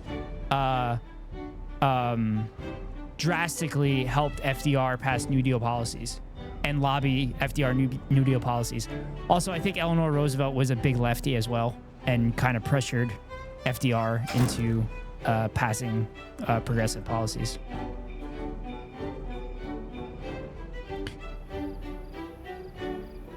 When I say working, we have done that hundreds of times and they still don't see it, so you think it'll just work itself out? Well, yeah, if you... No. We haven't done it hundreds of times. It's been done for a 1 to 2 year period, and then it stops being done for 6 years. It stops being done for 6 years, and then we have to do it all over again. So if we just continue to do it and continue to pass progressive policies, then it'll work. You just have to stay with it and be consistent with it.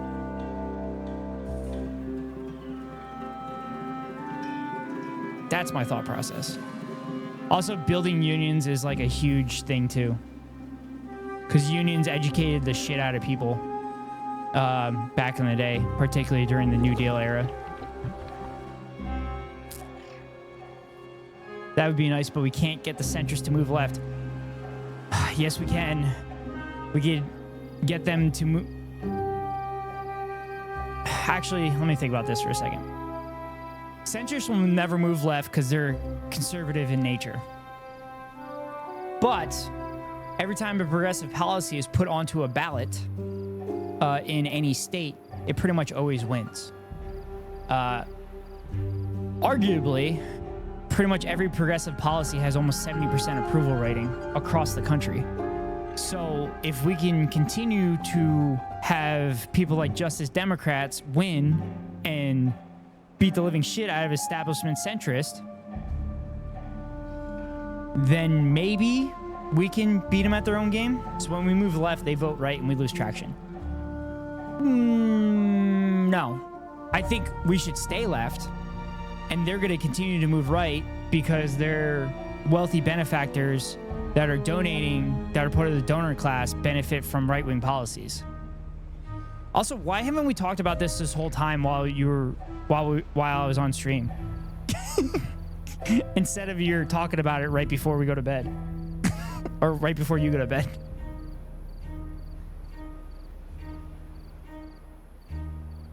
Are you saying when the United States finally moves to the left at all, they keep voting right?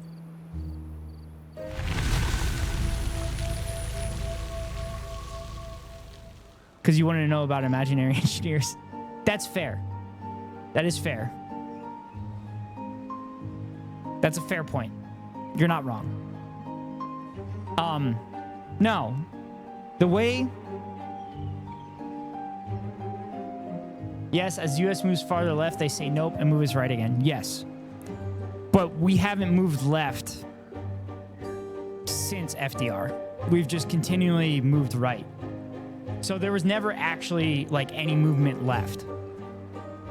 And anybody that says we've had movement left, it's particularly only on social concerns that don't actually help people's material conditions. And that's like the important part of leftism, to ensure that fascism doesn't rise, is taking care of people's material conditions.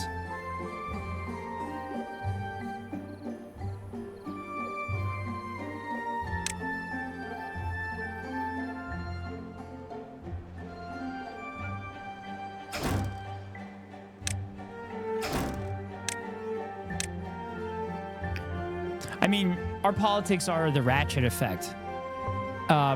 Fascists move us to the right and Democrats keep us there.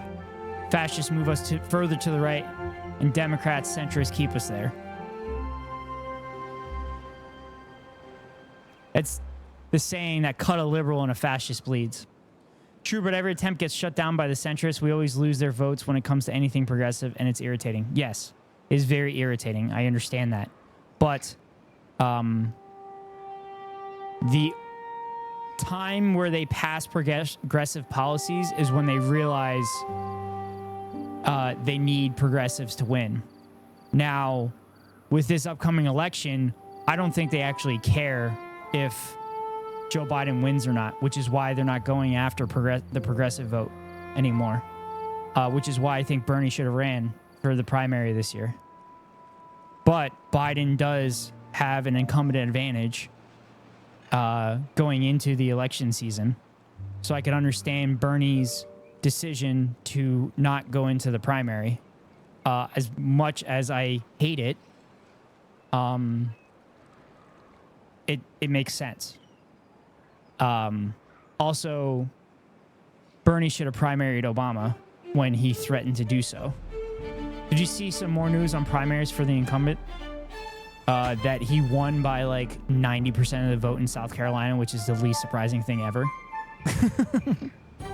I saw that he was down by like 10 points against Trump. Also, these polls don't fucking matter right now.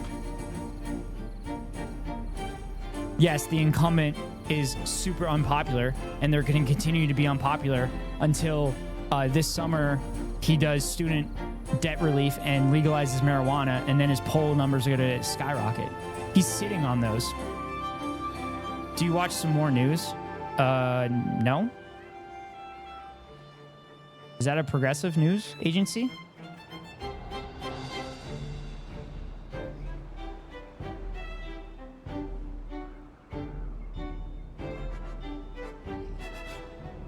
Oh, I have seen some more news.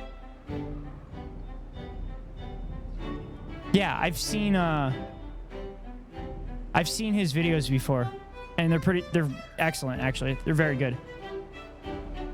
Add it to your list. It's a YouTube channel and podcast. Yeah, I've seen it. I think Hassan watched it a little bit, and then I kind of found it on my own a little after that.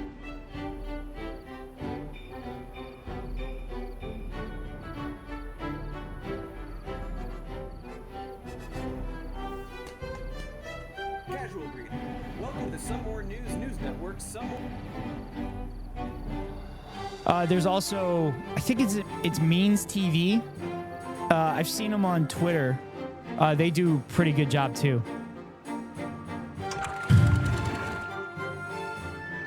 Honestly, SCal, I'm speaking like super optimistically on this stream, but in reality, I'm like doomer pilled most of the time. Like, I don't really see a way out of this. I used to listen to the Cracked podcast back when the NBA guy was editor in chief. Oh, really?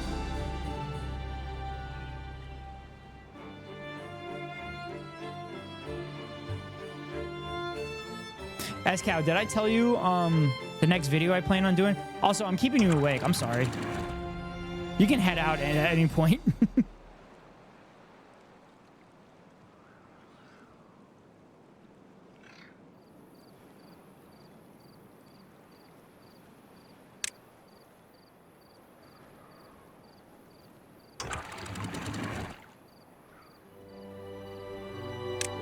His name was O'Brien. He played for Portland, I think.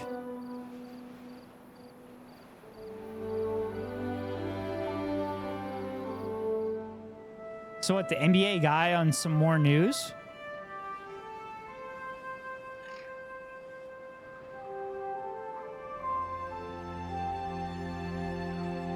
Oh, are you talking about the Cracked podcast? Because I'm actually unfamiliar with the Cracked podcast, but it rings a bell. Jack O'Brien.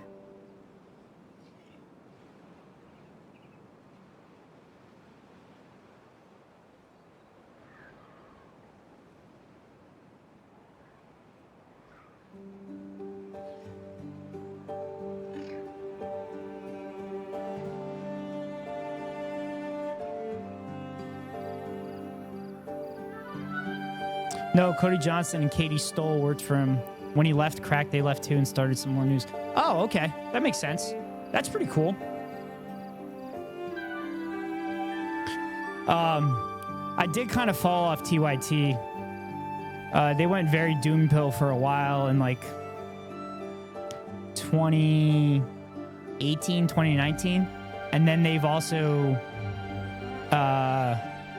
they also went super liberal within the last couple years and is kind of annoying. They also took Fair and Balanced from Fox when they forgot to renew the trademark. That's hilarious. I always joke that Fox took it away because they realized they weren't fair and balanced. But it'd be funnier if they lost it because somebody else took it from them. Talk about someone being complacent like you said about Kodak.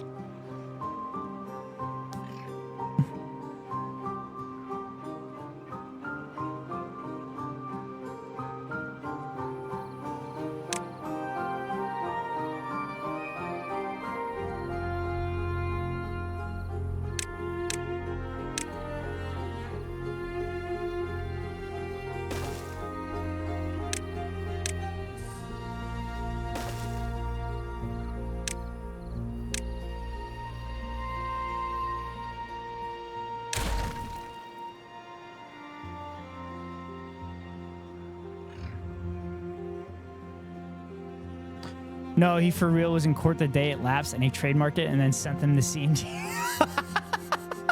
Oh my God, that's great. Was this documented? Was this documented on YouTube?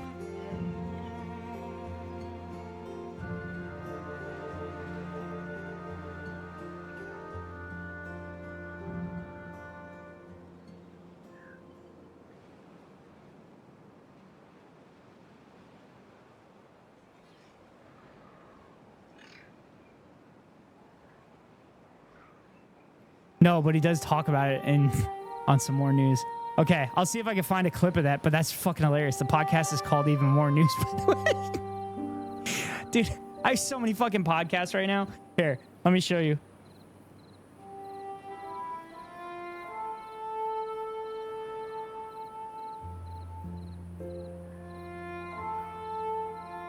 So, I currently have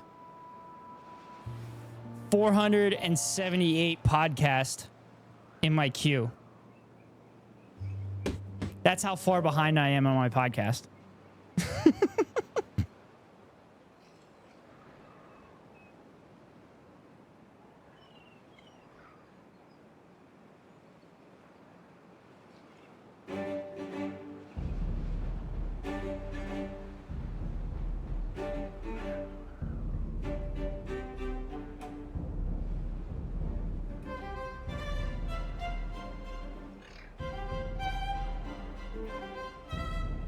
I listened to 7. I have more than 7. I have 1, 2, 3, 4, 5.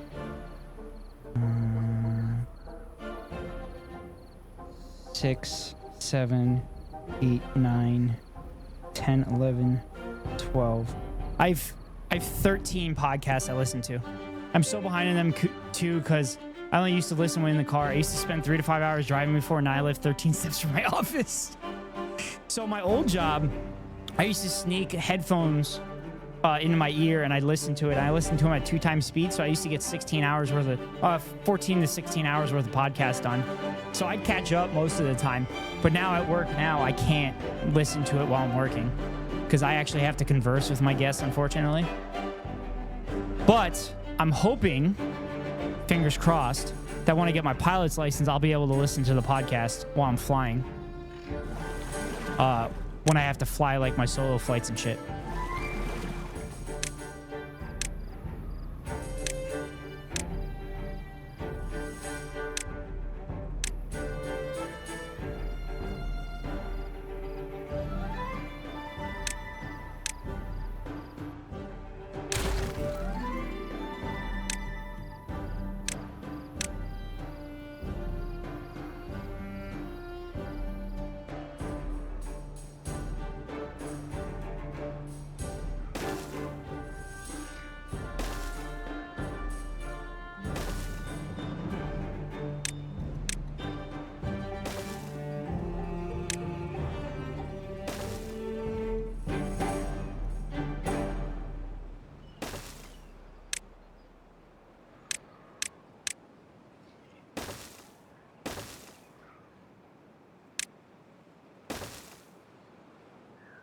Yeah, I interact with others too much now to listen while I work. So I do Twitch instead. That way, if I need to bounce, I just mute and come back later. That makes sense. I mean, I'm not going to lie. I have a TV over my left shoulder, and I pretty much have it on a Twitch channel all day. So, like, I watch Hassan pretty much all the time. So I watch his whole stream. So that covers the, like, middle of the day into the evening. And then I have Denims in the morning. I have Soph in the morning as well, twice a week. And then I have Cozy's also on in the mornings now. And then Little Bear 36 is also the mornings. And then late night, I got Will Neff. I got Carter. And then I have like a couple of the No Pixel people that I follow as well. I have 3 monitors and a tablet. Yeah, I have 2 monitors, and then I have my TV over my shoulder, and I actually want a 3rd monitor. Because this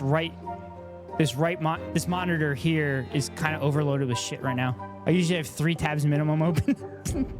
Yeah, I get it.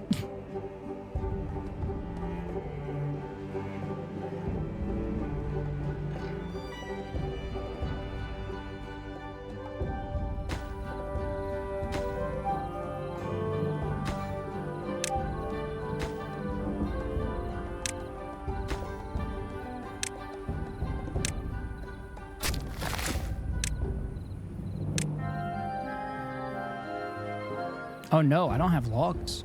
What the fuck happened? Oh, of course there's a fucking drought coming.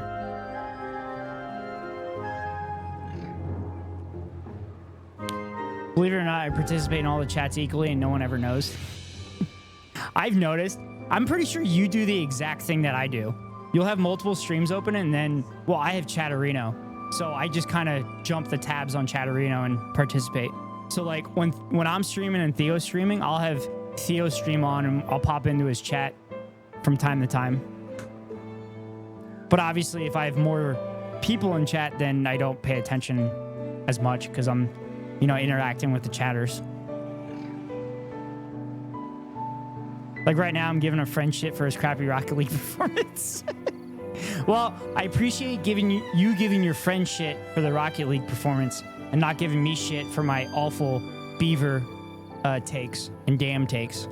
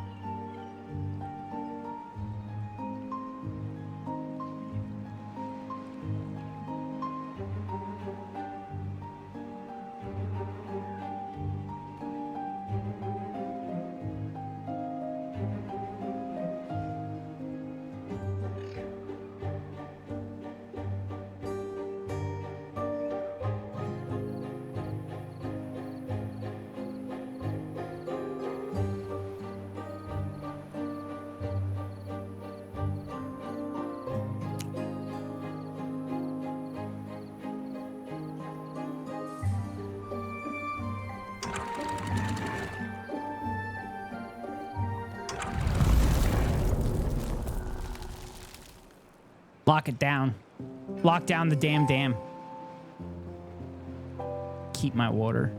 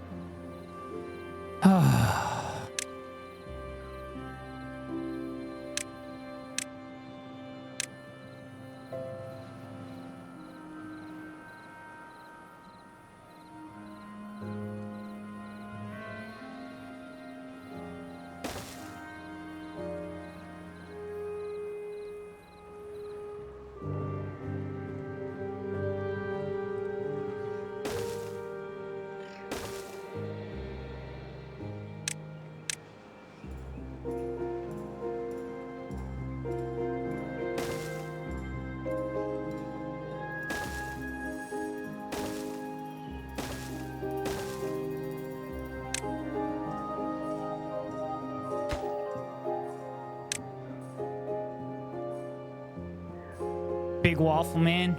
Lock that shit down. Yep. Okay, bedtime now. Appreciate it, S-Cow. I appreciate you popping in.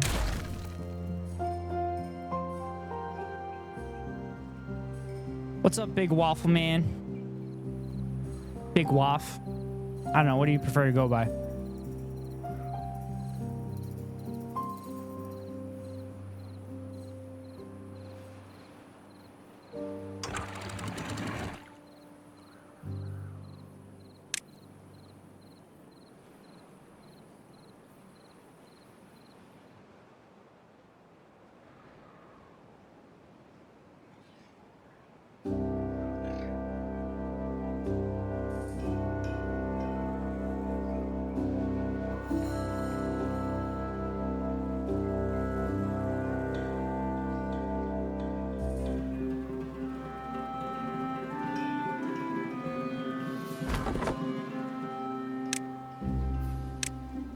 Okay, I think I have shit that has way too high. I have way too many things with high priority right now.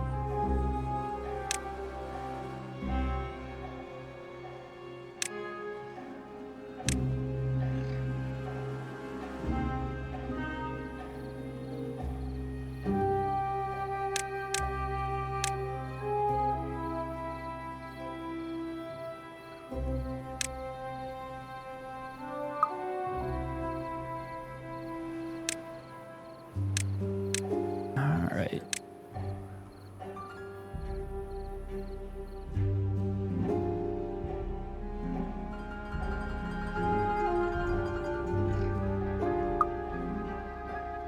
There we go. I'll take care of that.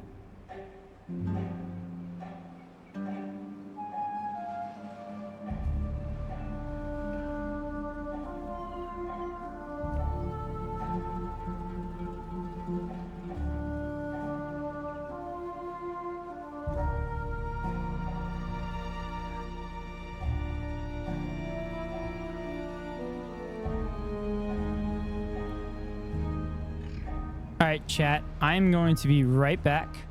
I am going to use the bathroom quickly, and I'm going to refill my water. Stay tuned. Promise I'll be right back.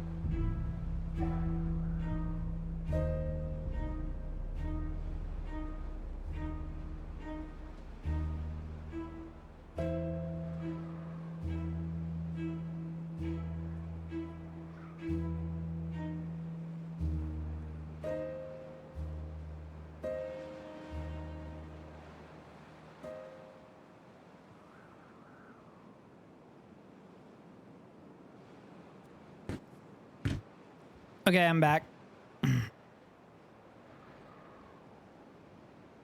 I'm back. We back.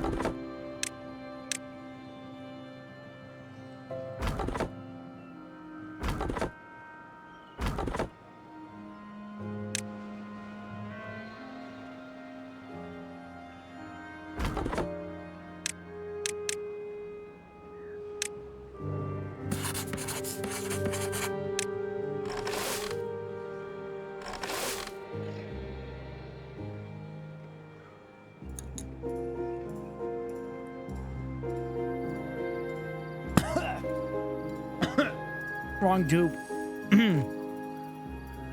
Oh.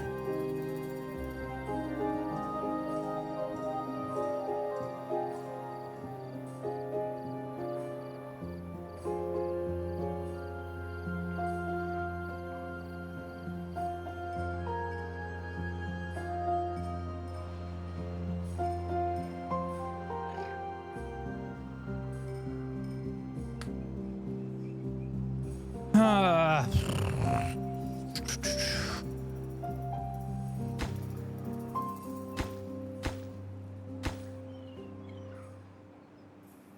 Damn it, this drought needs to end.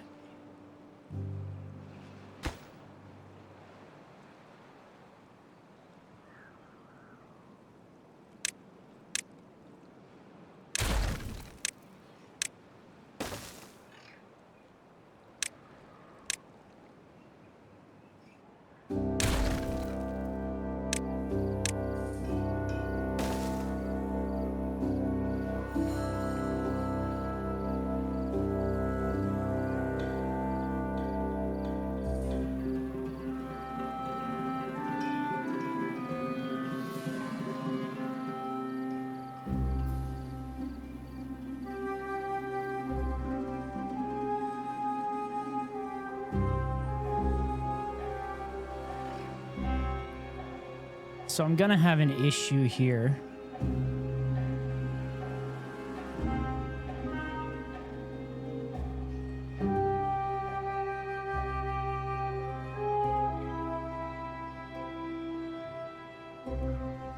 Fuck.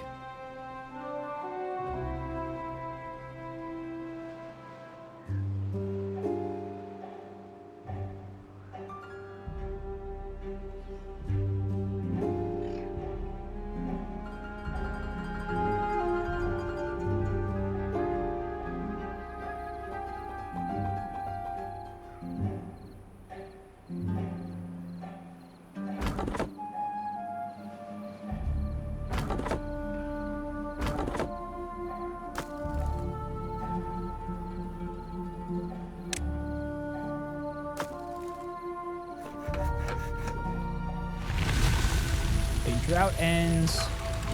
Make sure that's a half. Drop that. Put here. Okay, so there's like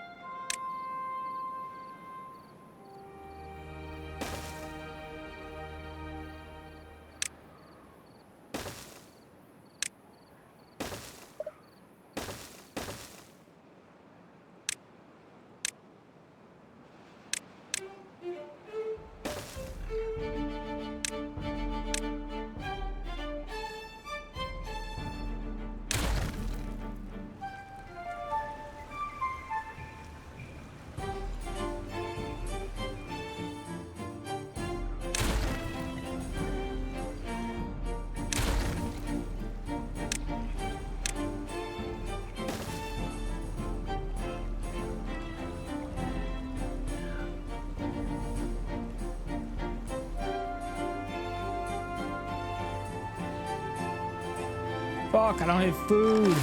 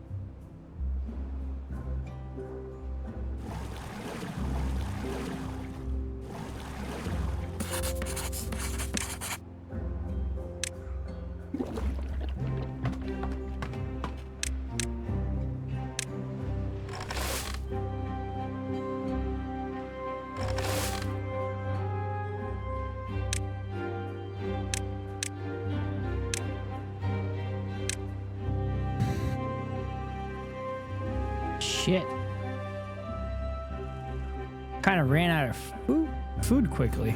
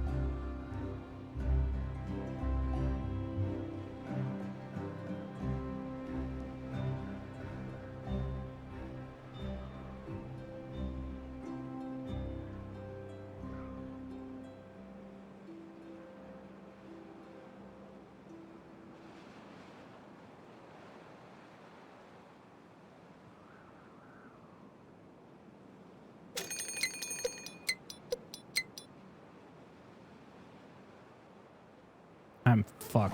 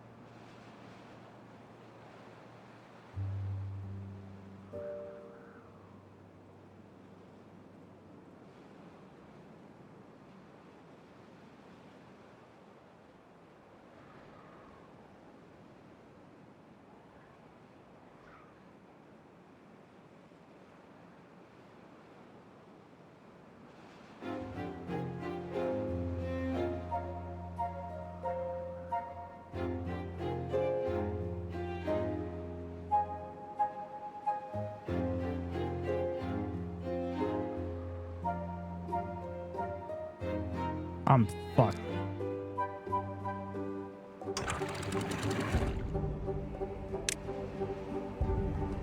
I think I'm fucked. I'm not gonna have enough water.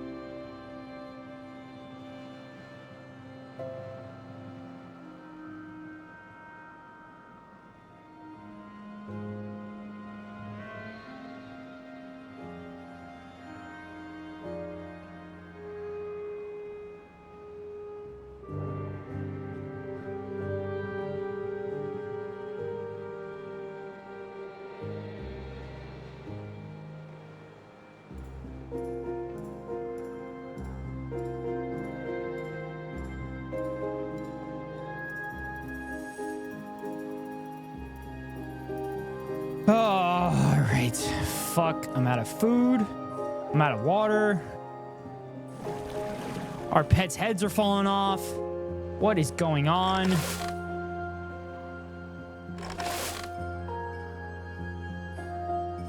Oh my god, I'm down to 13 beavers. Shit.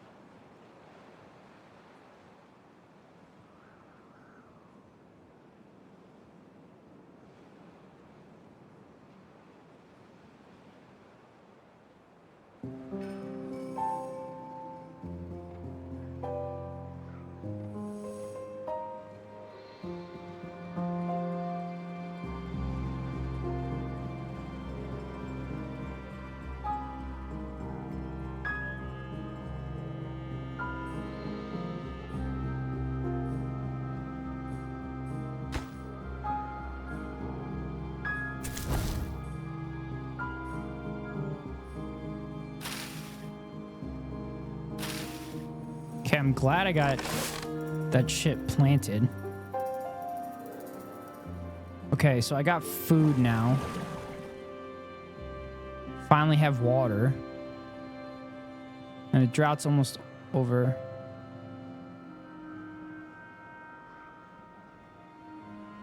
I could probably put a windmill here.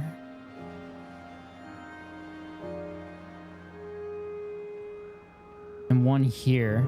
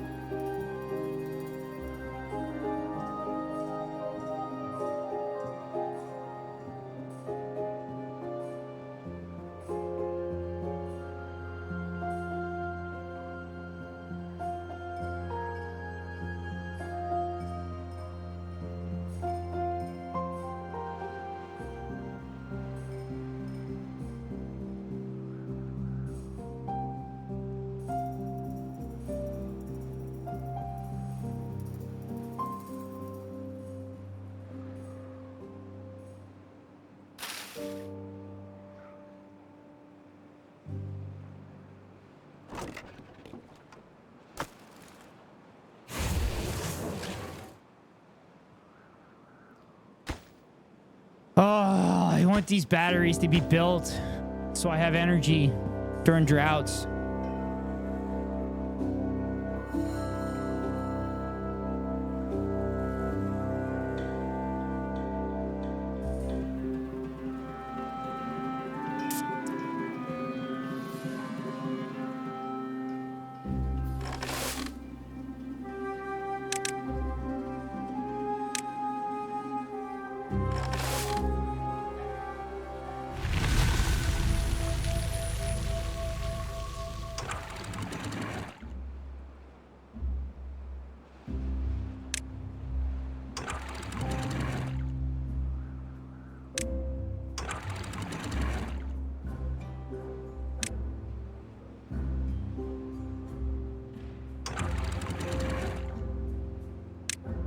Shit.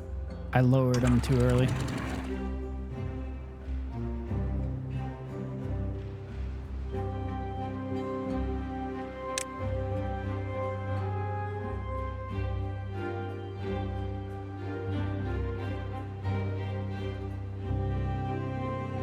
I'm gonna have the gears go up, which means to build that, I'm gonna need more stairs.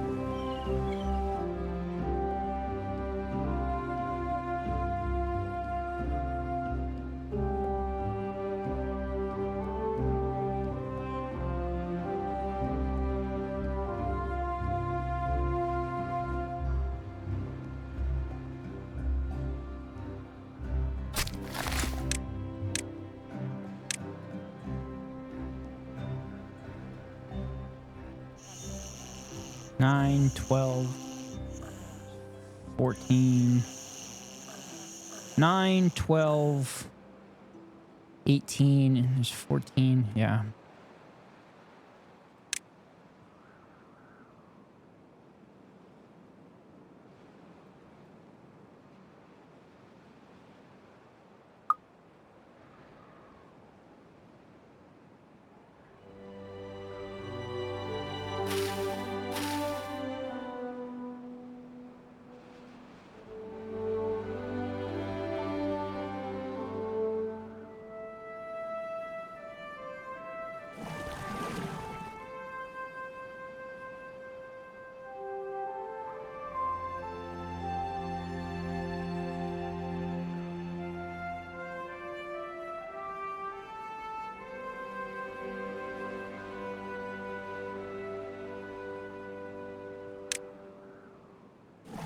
All right, so I'm filled with water.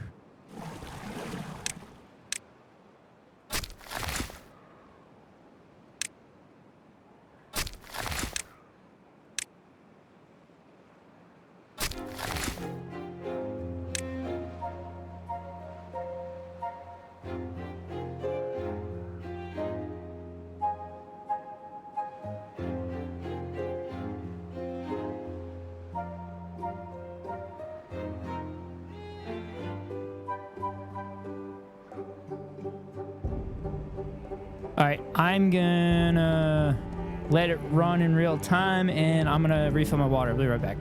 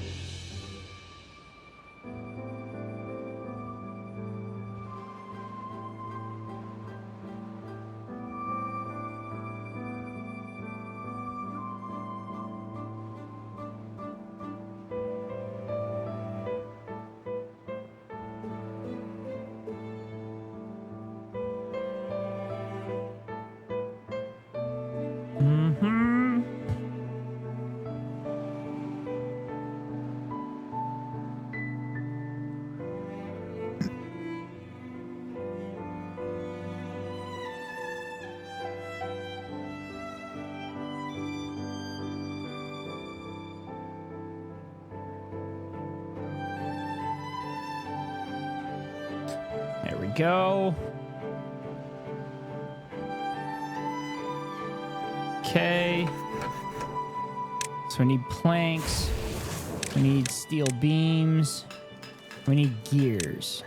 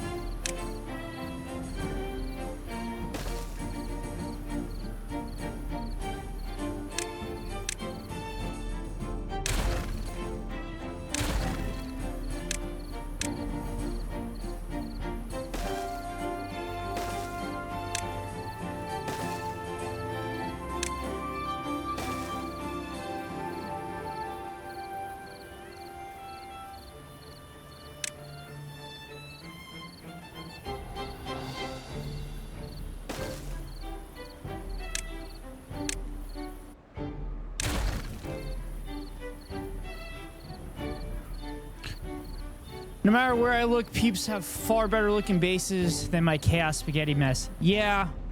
So this setup I've kind of cultivated here is after like a month of playing it on my own a handful of months ago.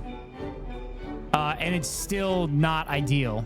I usually get to the point where I don't have enough really room to do things. And I don't want to tear shit down and rebuild it because I'm afraid it'll destroy my entire colony.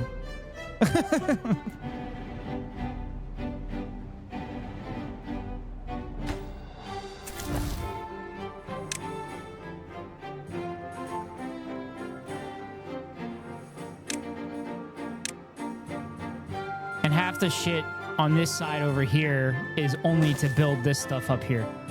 So... very excited about the update. It's been really interesting with the bad tides and everything, and pretty happy with some of the build updates too. Although it is annoying that you have to harvest bad water to get dynamite, but it makes sense. I haven't figured out how to do it yet though. Or I haven't gotten that far where I needed to do it.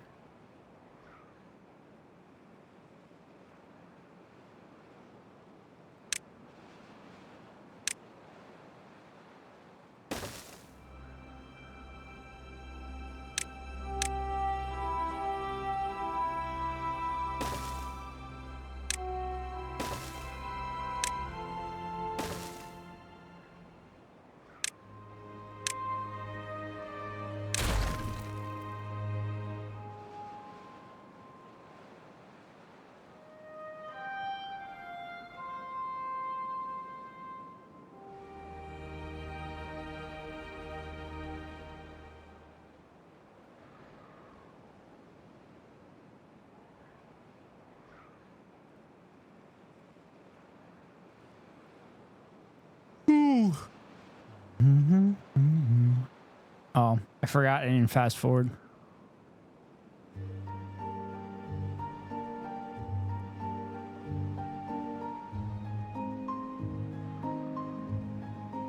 My first playthroughs of this game, I just tried to kind of get everything I possibly could to kind of figure out what it was. And it took me so long to get through that part that I just didn't really pursue the other maps, but I'd imagine the other maps are probably cool too.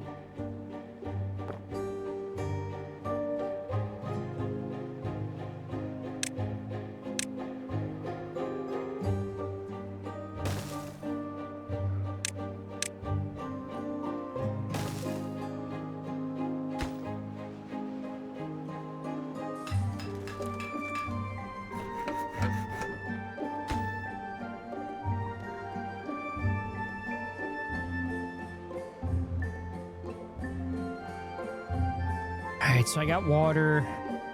I got plenty of food.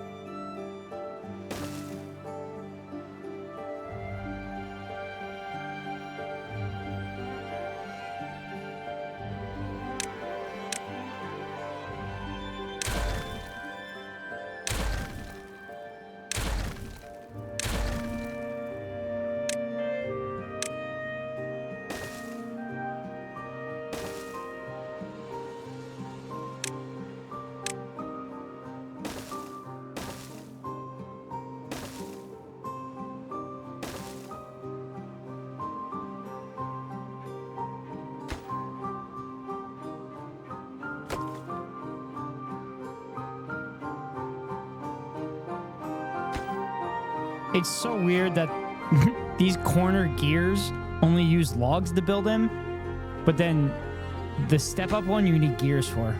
That didn't really ever make sense to me, but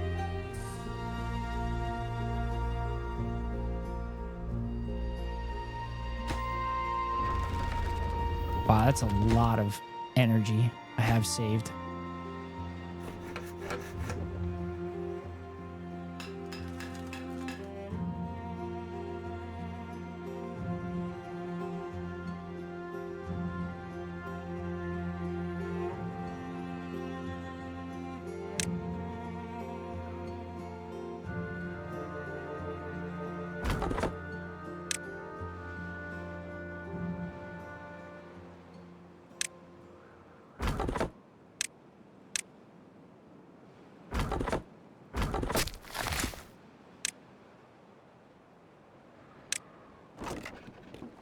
I got a lot of berries. Sweet.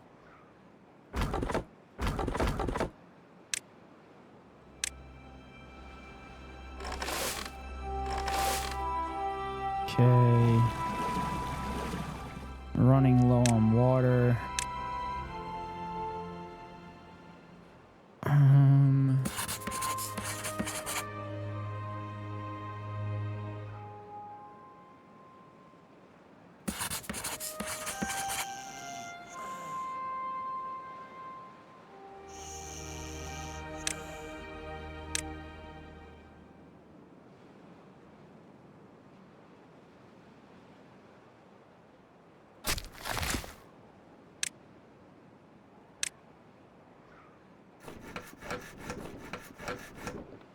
All right, pumping out planks, pumping out gears.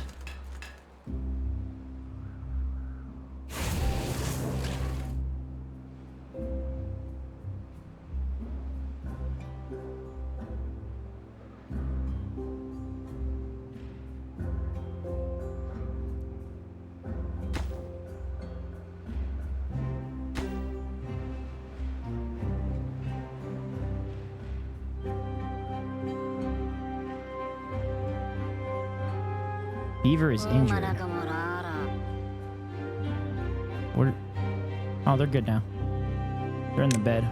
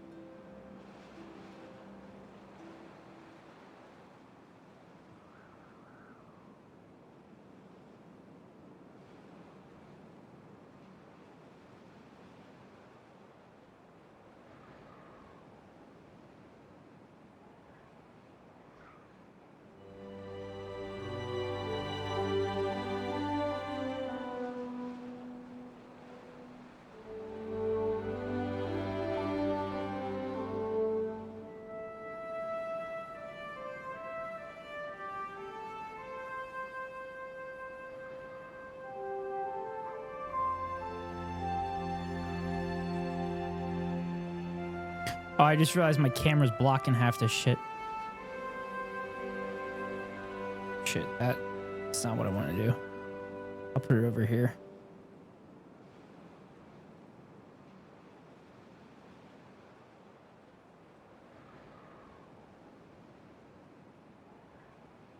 There we go, that's better.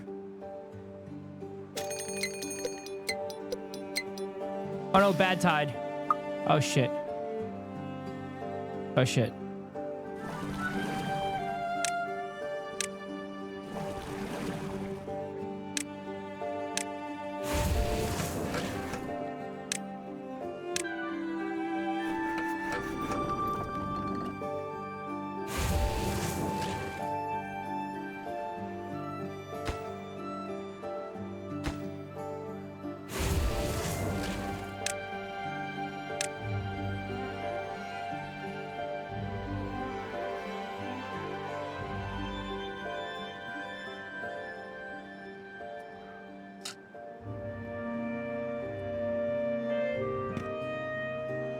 I managed to tame the bad tide on my second attempt. The first game, they all died from starvation.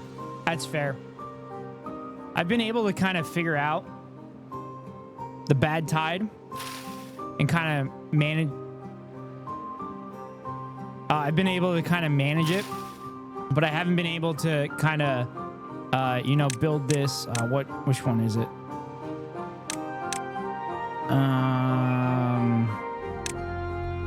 Crap. The dome that you put over the top of it. Oh, yeah. I haven't gotten to this point yet. I've only been playing the new update for about 3 days now. But yes, I've fought starvation off for probably like a 15-minute period where I was terrified that I was going to lose them all.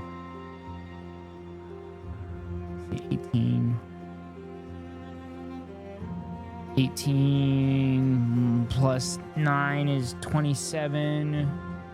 And we have 23 beavers. Okay, so I don't have to open anything else up yet.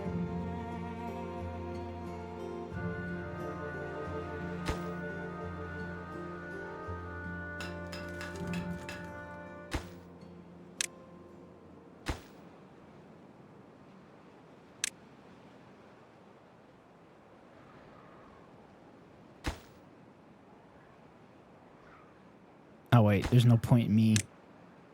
That was dumb.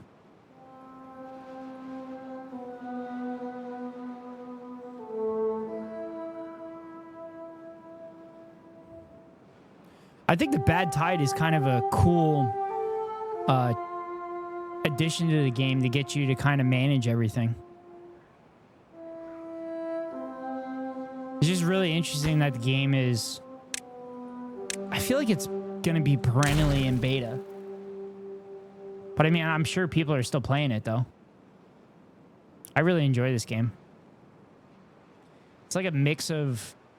like Roller Coaster Tycoon and... I guess SimCity a little bit.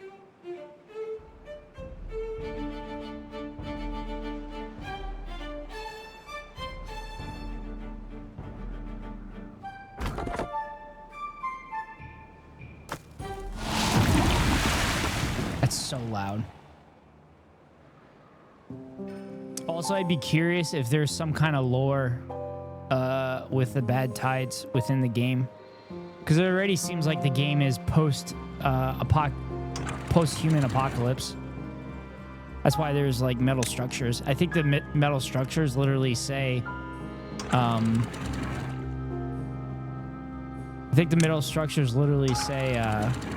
like former human inhabitants.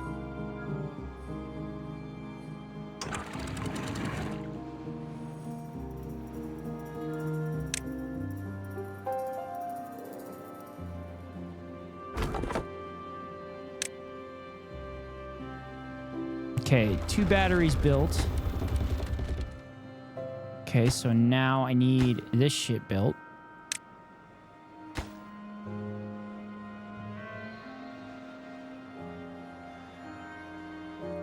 And then I can connect everything and everything will be running. It's interesting that they're still pumping water because it's all bad tide at this point. Bad water contamination slows down its pumping speed. All right, that's built. So I need another one of these. Then I'm going to build a windmill.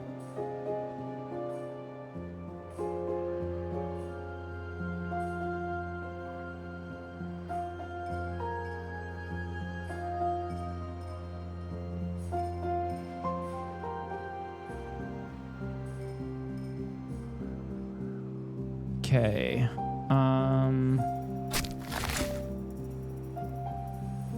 Okay, this person's not doing anything.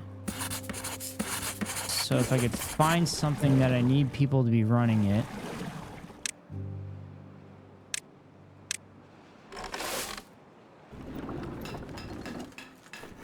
There we go. 26. So it's 18 plus 9 is 27. So I think I still have enough spaces for all my beavers. Important to make sure your beavers have good cover. One cool element with the bad tides is you pretty much have to make bridges through all the streams now. Before, I just have the beavers kind of walk through the water. Oh, I do need to give them showers.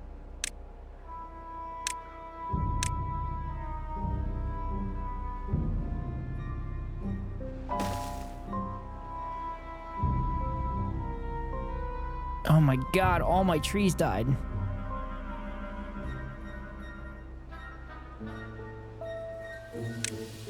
I'm really curious about the contamination barrier, though.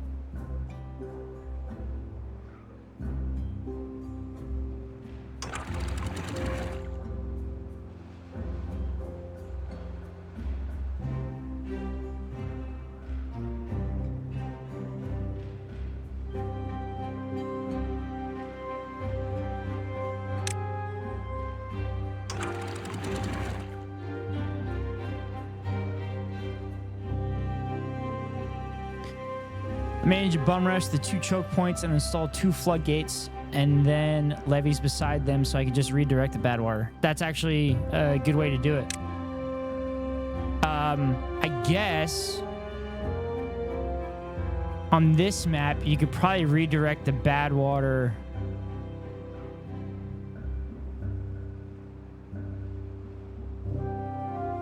through here over to here.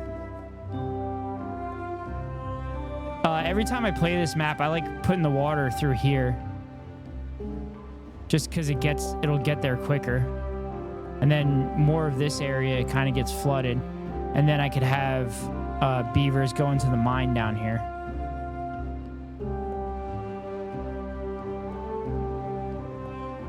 It was that first map for my case. Yeah, it's fair. I think this is primarily the one I've played. But like the other two, the bad water wasn't really that in play. But then at that point, I kind of didn't understand that the bad tide will take over the good water at any point. It is really interesting to see the water be kind of separated. Like the coding for this has to be interesting of how they determine how the bad water and the good water would be separated. Because like even downstream, like this bad water, as you can see, it's diluted by the good water. So sorry for nerding out.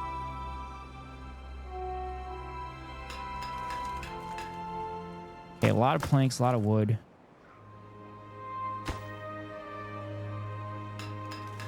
Let's get the gears going. Yeah, the water height flag also gives you the percentage of the water corruption. Really? That's pretty cool.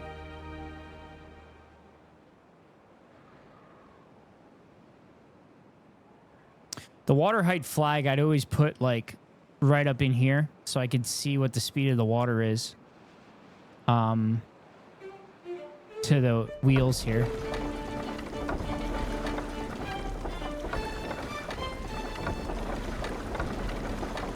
I'm getting crazy output from the power wheels. I feel like the new update, I get way more power output from the water wheels. I might be misremembering, but...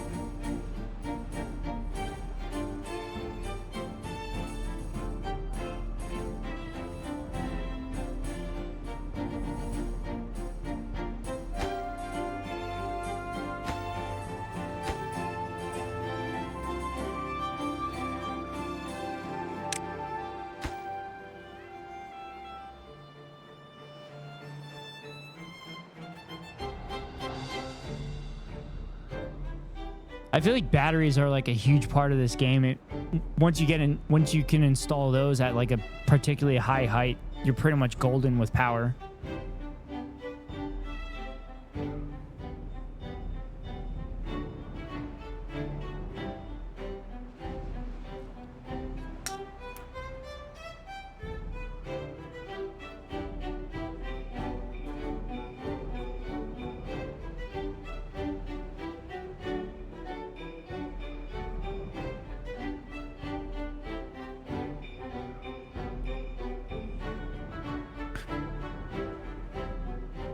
So Nighthawk, how did you discover this game? I found it from Real Civil Engineer RCE on YouTube, and I kind of got obsessed with it for a long time until I bought my PC, and then I bought it, and like I really enjoy this game. Yep, I've seen or read people use high bats or pepper the map with a bunch of windmills to average out the wind with a bunch of log shafts tying them together. Oh, that's actually a pretty good way to do it.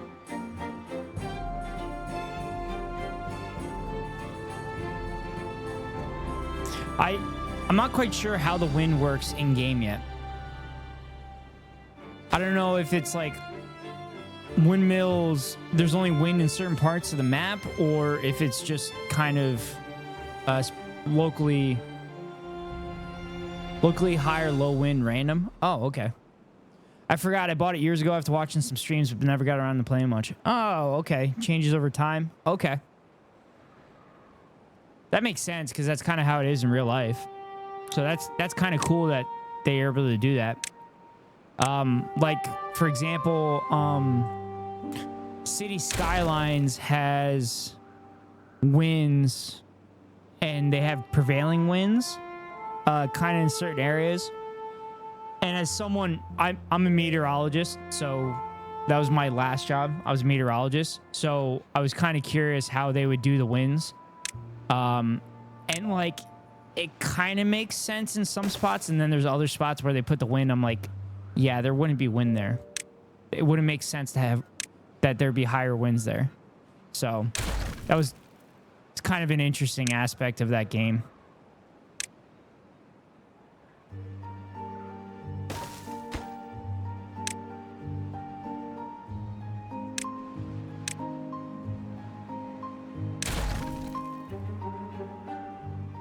It makes sense to pepper the map with windmills, though. I'm really bad at multi-districts, though. That's one thing that I'm lacking in this playing this game.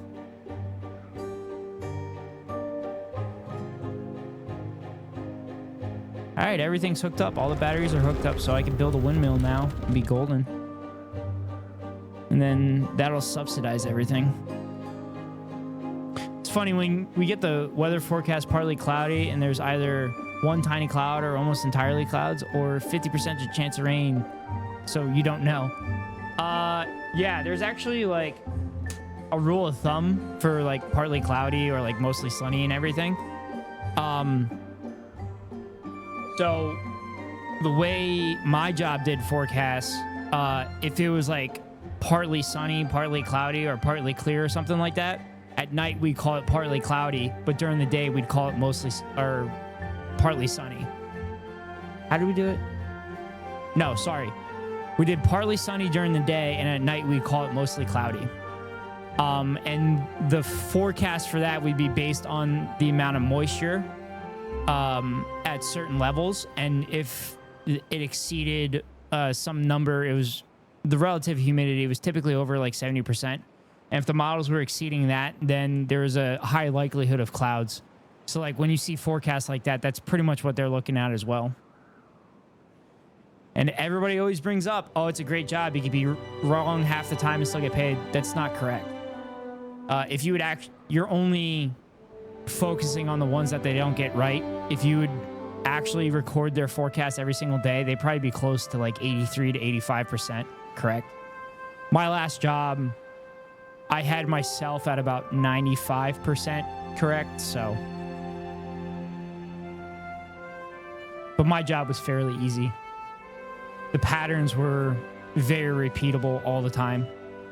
When you get into like mid-latitude forecasts and stuff, you start getting into topography changes and stuff affecting the weather. Where I was at, it was all marine forecasting. I always figured the percent chance of rain was more like 50% of the nearby city area will probably get some rain at some point. Yes and no. So like what it's let me try to think how to word this the best way I can. So that probability of rain is the model saying with these conditions 50% of the time it rained. But when forecasters take that probability and use their own intuition, they then make it into like that 50% chance of showers is also like 40 to 50% shower coverage in the area that we're forecasting. That's kind of the best way I can summarize it.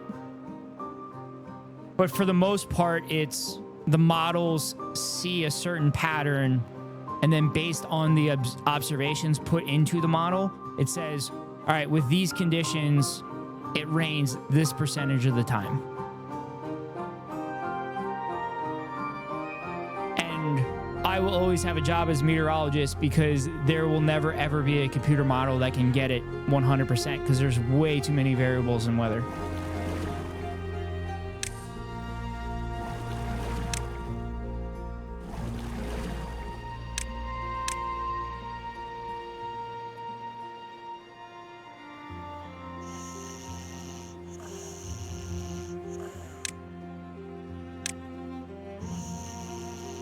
Oh, yeah.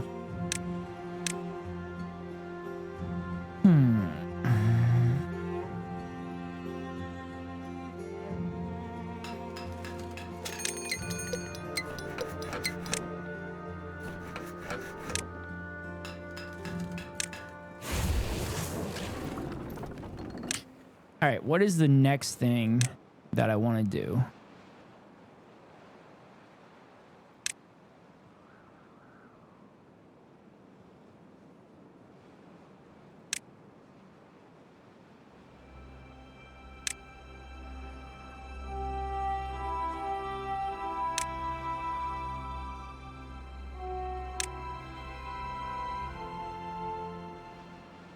I guess I could get a windmill. That would be the next thing to get, probably.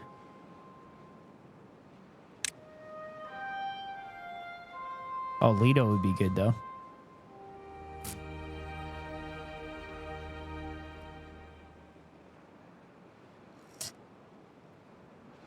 Also, for a layman's perspective, if you have any kind of percentage of rain, 40% or higher, you're probably going to get wet at some point during that day. Anything above 40%, you're likely going to experience rainfall wherever you're at. That's how I kind of taught myself meteorology as I was studying in school. I would try to put things into like layman's terms so that I could understand it better. And then because of that, I can break down weather stuff speaking to people. People seem to enjoy it.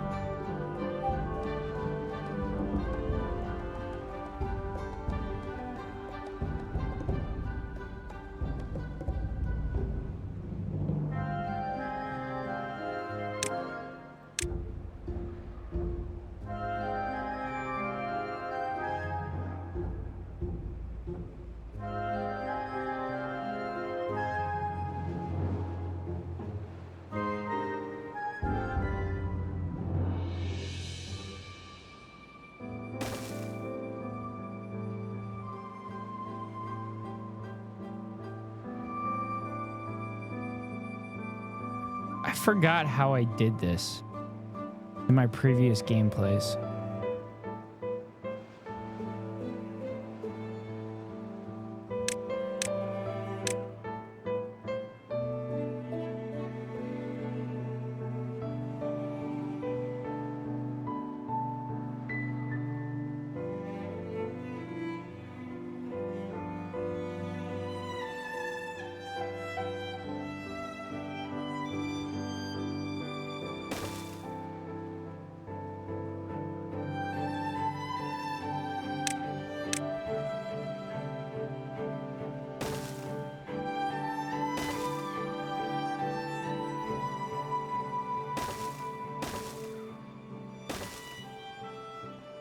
Oh, hilariously, one time the weather report said 80% chance of rain while it was actively raining hard outside. You think?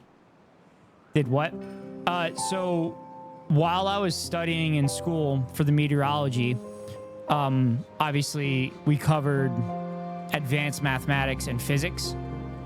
So to kind of visualize things for myself, I would put it into layman's terms, which is like basically terms that the layman, so like the normal person, would understand. So that's how I was able to kind of, no, not that. Sorry. Oh, are you talking about this corner? I think I was talking about this corner here. I was trying to figure out how I did it in my previous build. Did what in Timberborn? So this dam here, this little pond here, I built levees throughout this stream here, and I built a gate in here that was able to run water into here. And I can't remember how I did it now. Because, like, you have to put levees here to protect this area from getting flooded. But you also need a gate here to allow water into here.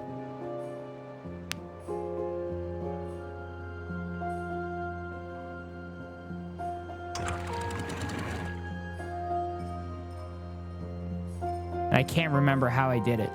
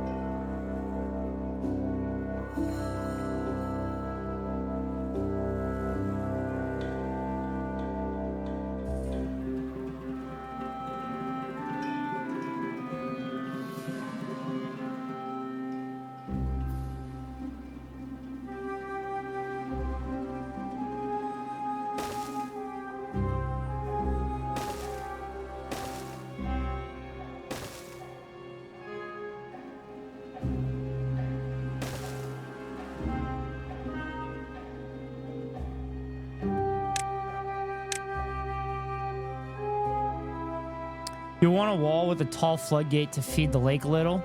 Or do you want to make the lake taller? I'm getting a tall floodgate to feed the lake a little.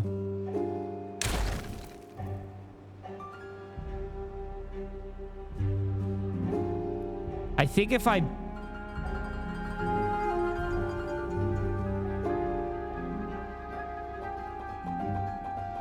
Because it's just kind of an awkward alcove right here. And I've done it before. I just don't remember how I did it. I mean, I guess I could always... You know what? I'm going to cheat. I'm going to load up the previous game that I had it in.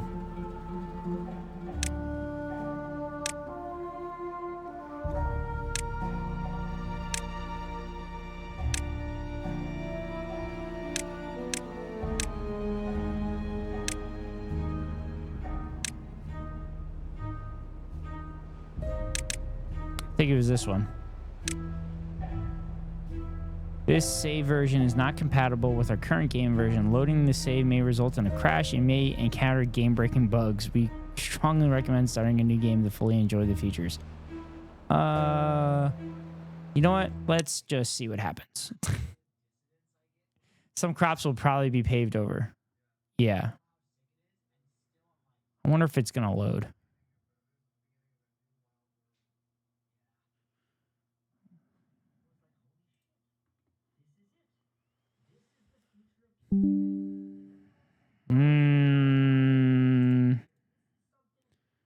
I don't know if it's going to crash or not. Yep, it's crashing. It's crashing. It's going down. Nope. Nope. Okay.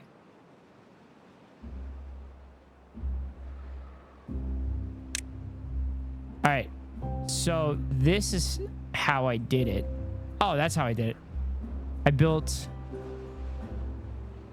Aha. I built a wall here and then let the water flood in here. That's what I did.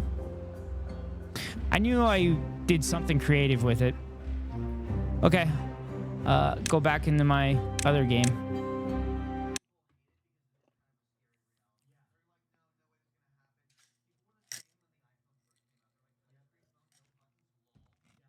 Well, I'm going to fill my water while it's loading.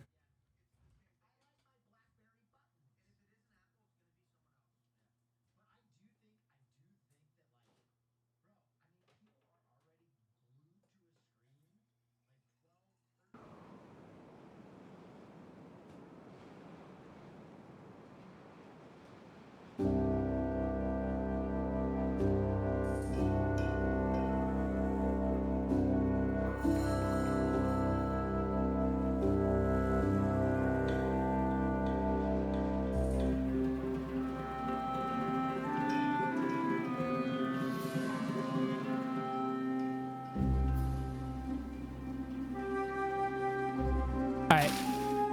So, what I need to do is I have to build. Okay, once they build that floodgates, I have to build this here.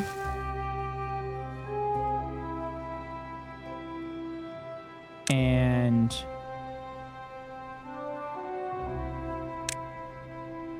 I leave an opening here. And then I put tall floodgates there. Yeah, there we go. That'll take care of it.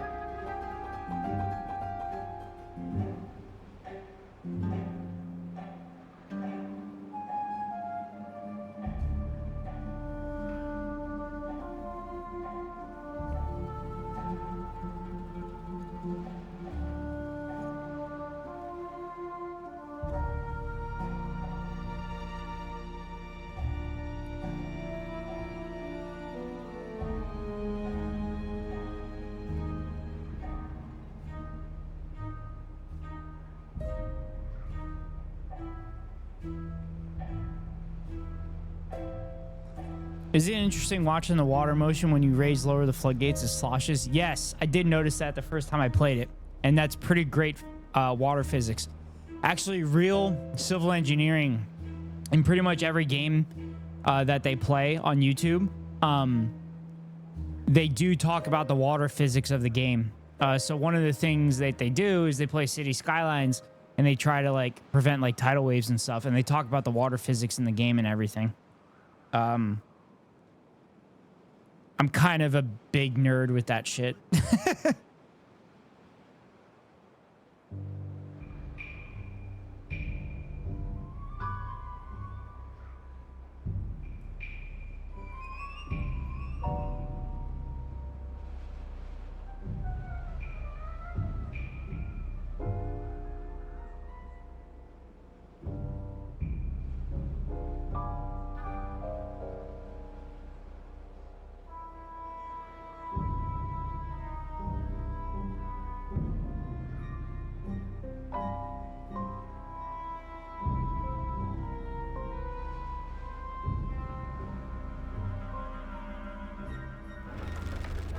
Still have a ton of energy left.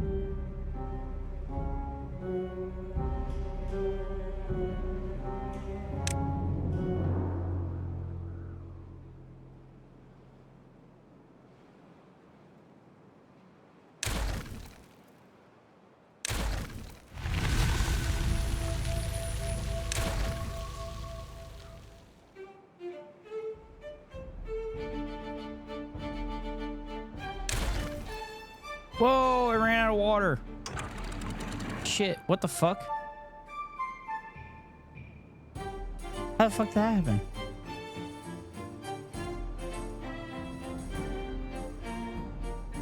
That was weird. Oh, water's coming down now.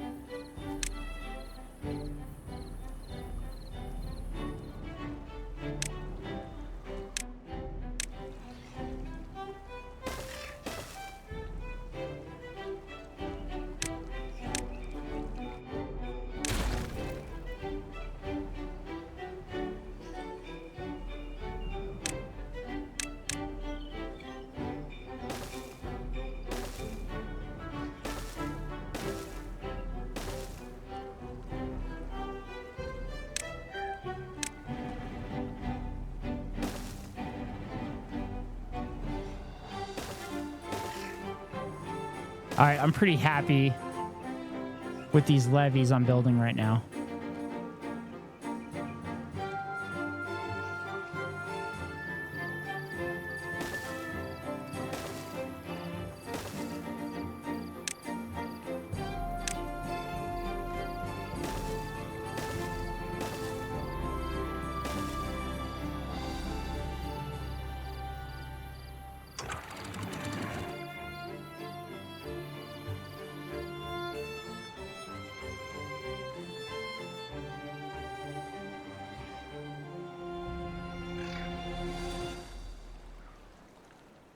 All right, I think I can raise these to 1. Where's my shit gonna flood? Fuck. Nope. Should have known that was gonna happen.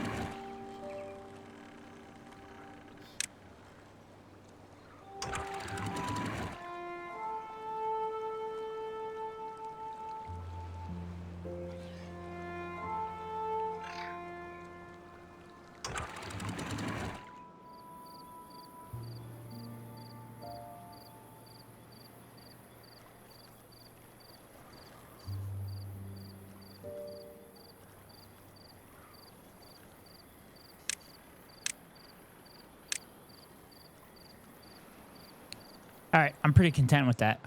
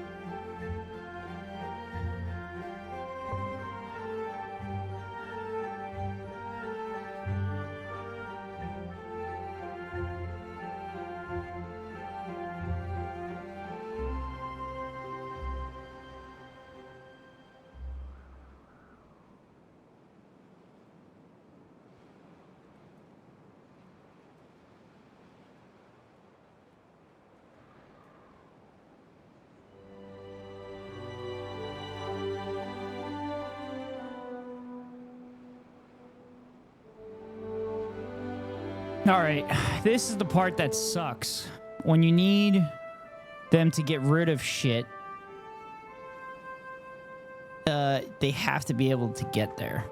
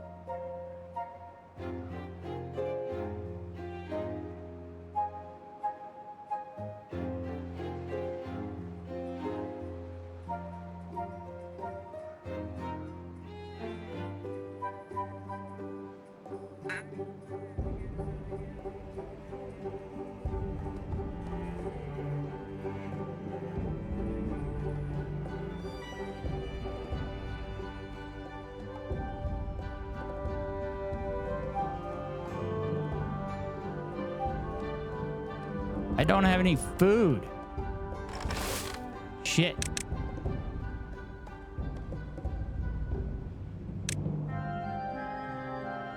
Time for some stairs, yeah.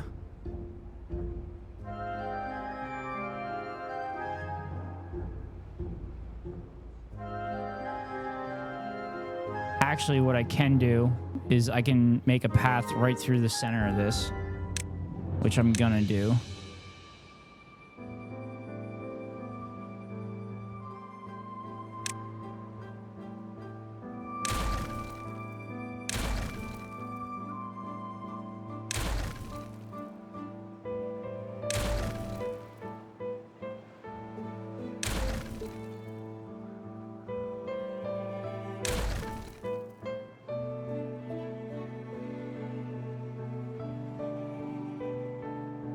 Yeah, that's what I'm going to do. I'm going to rip out all of these resources here, and then that'll rip out these resources, and then I could build the levees right straight through here.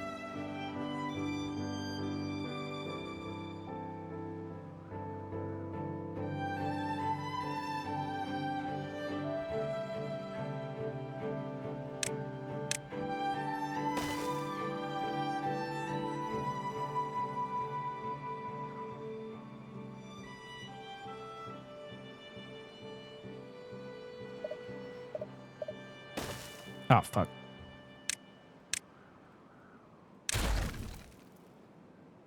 No.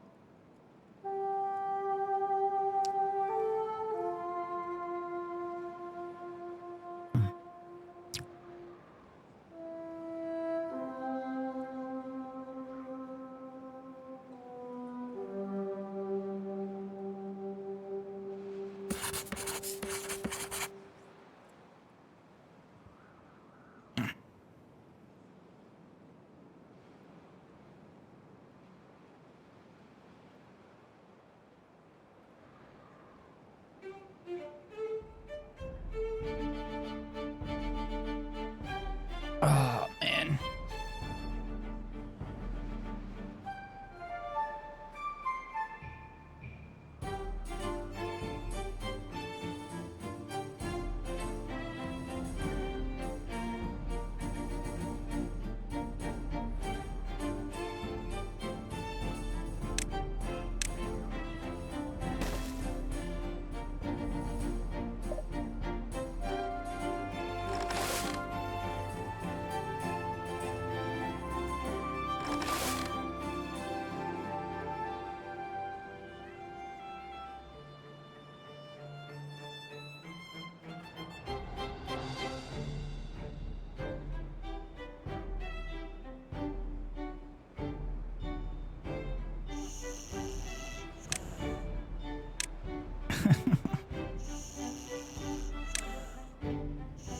All right, this is usually where things start to go downhill, when I have too many beavers.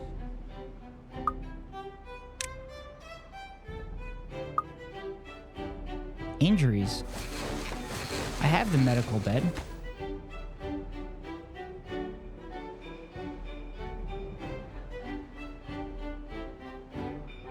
I feel I'm gonna need more pumps shortly.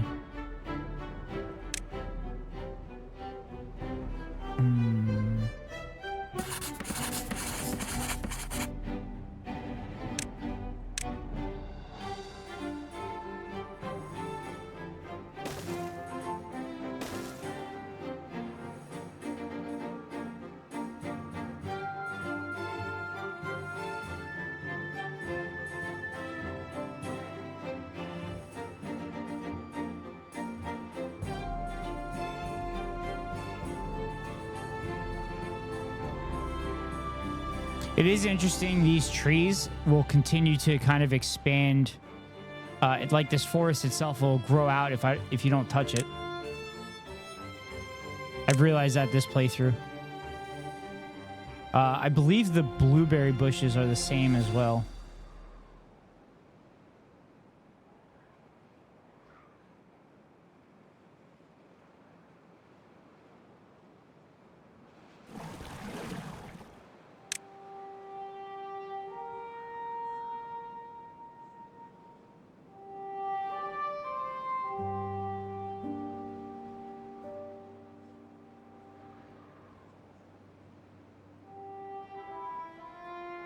Whoa. How the fuck did they clear all this? How the hell did they clear all this? There's no access there. What the fuck is happening? What happened? I feel like I need to go through my VOD and see how they got there.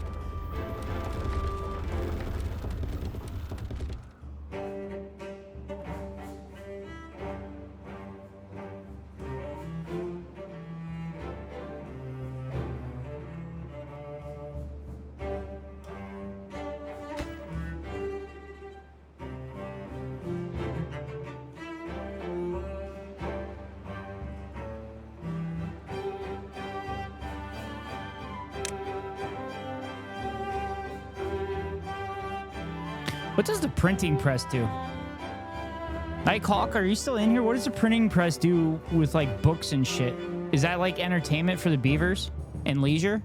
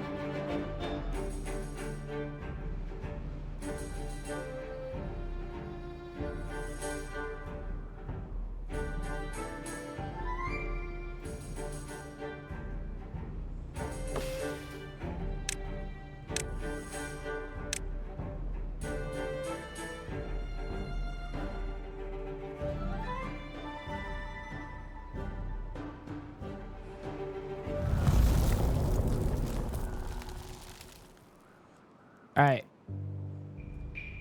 Fuck. I don't have enough food. What is happening?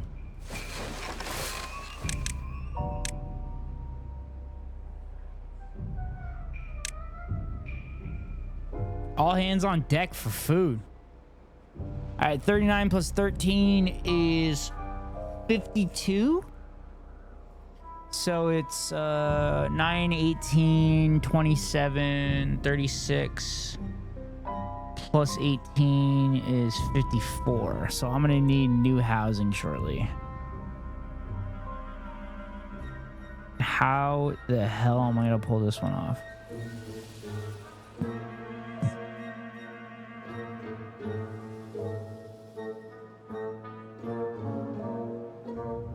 Sorry, what was your question? I had to wander off. Couldn't hear it. I don't remember what my question was. I don't remember what it was pertaining to. Sorry, I've a little bit of streaming brain right now.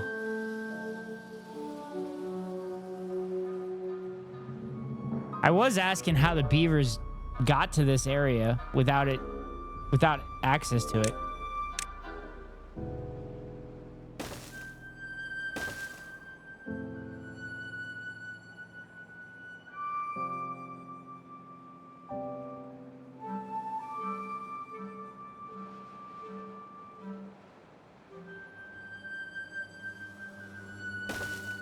Whoops.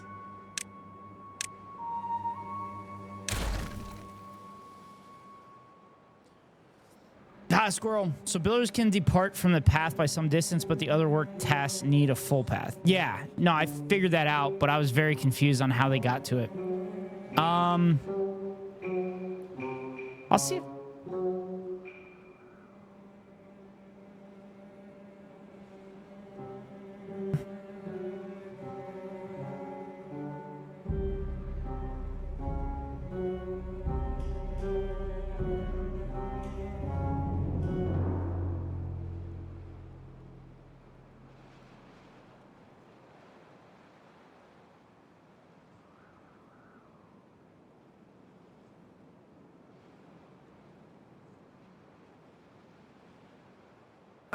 Damn it.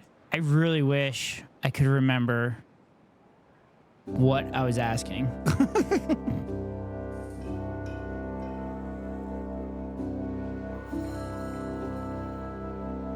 All right, good. So now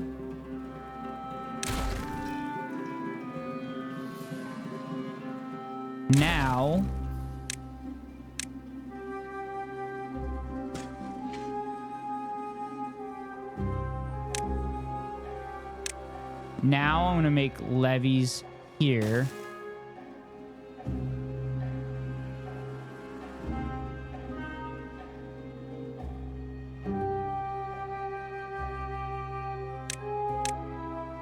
So then I'm going to have a fuck ton of water that I can use for a long time.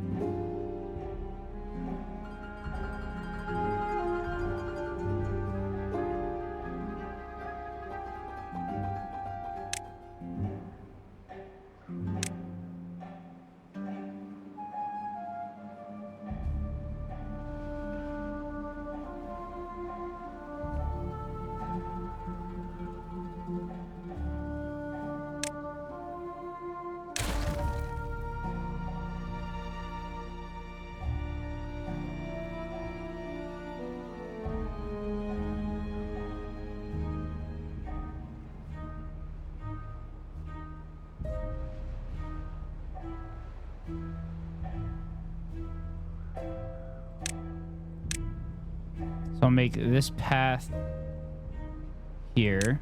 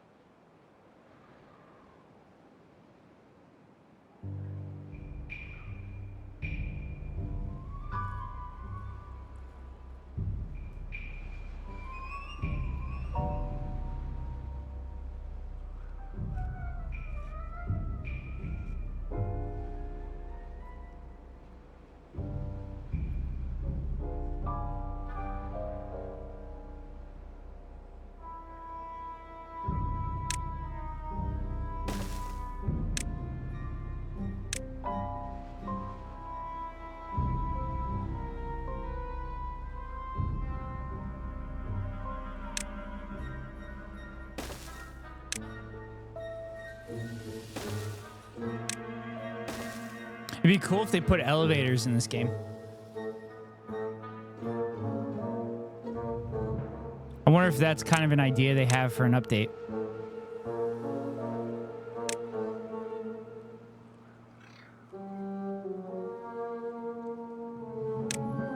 Because that'd be a pretty cool update. I mean, they pretty much have the mechanics with the battery already.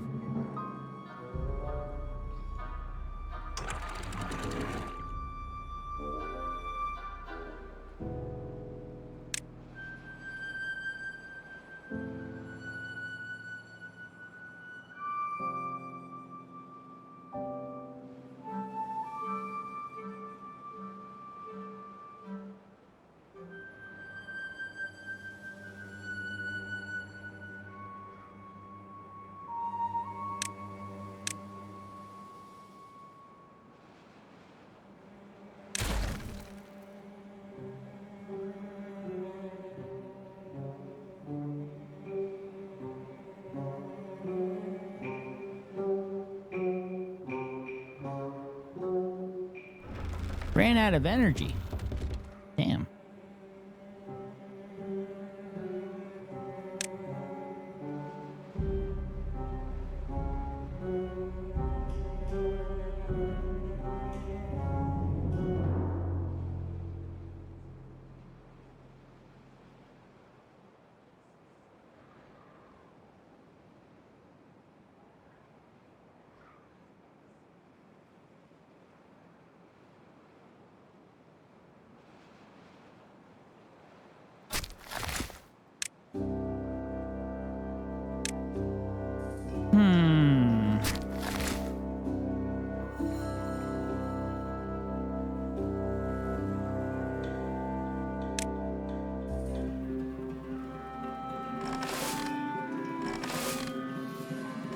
Oh no, no more water.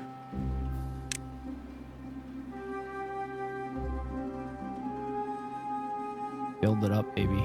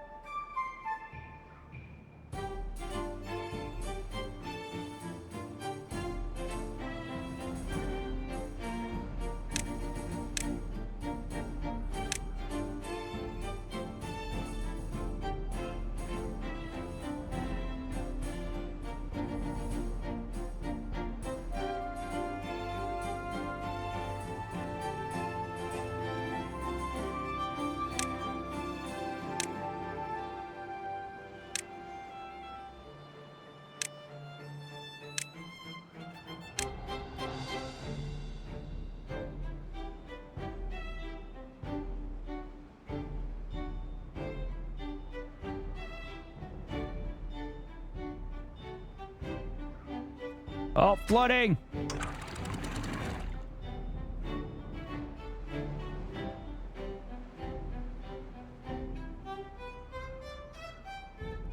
Oh, that probably affects the battery.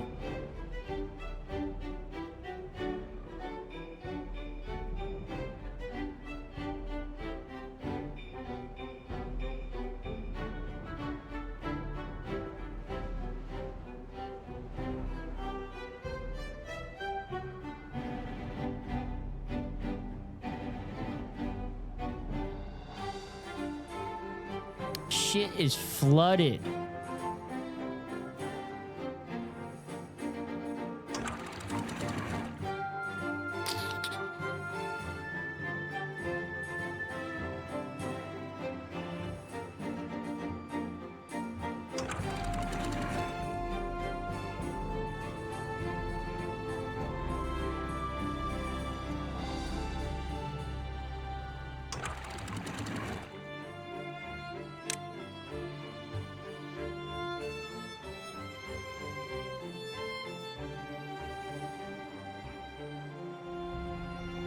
Oh, it's flooding through there. What the fuck? That shouldn't be happening. Oh, it's because these aren't finished.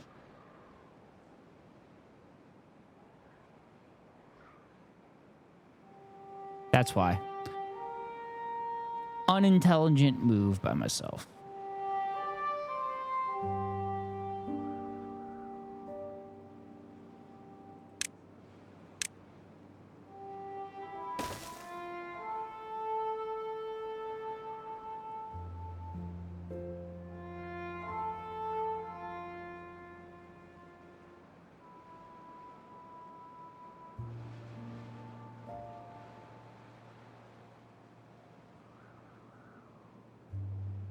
$47.49.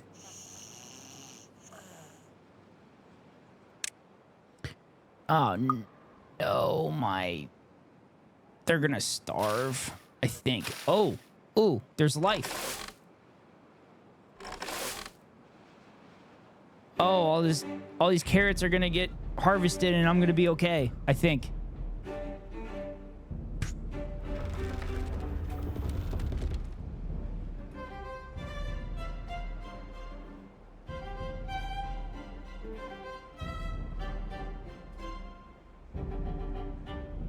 That filled up. That's nice. Oh no.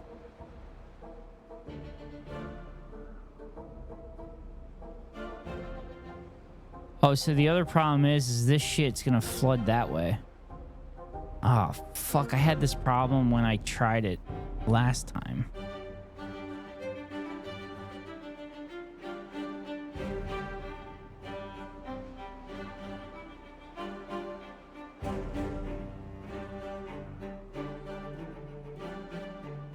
I think.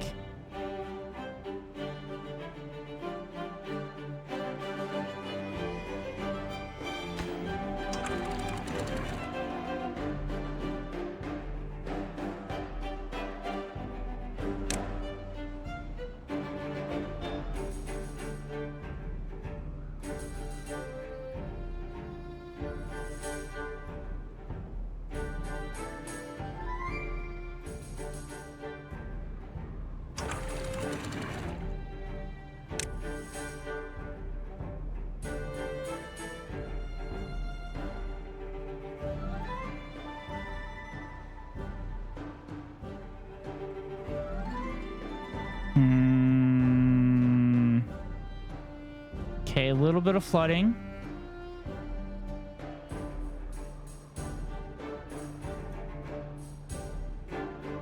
A little bit of flooding.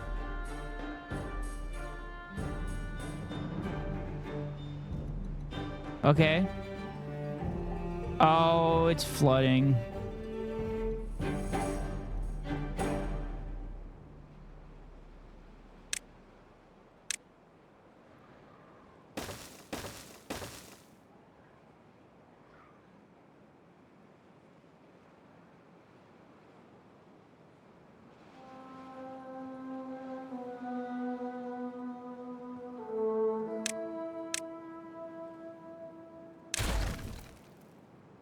Oh boy.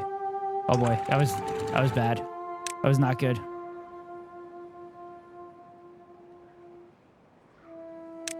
Build levees here.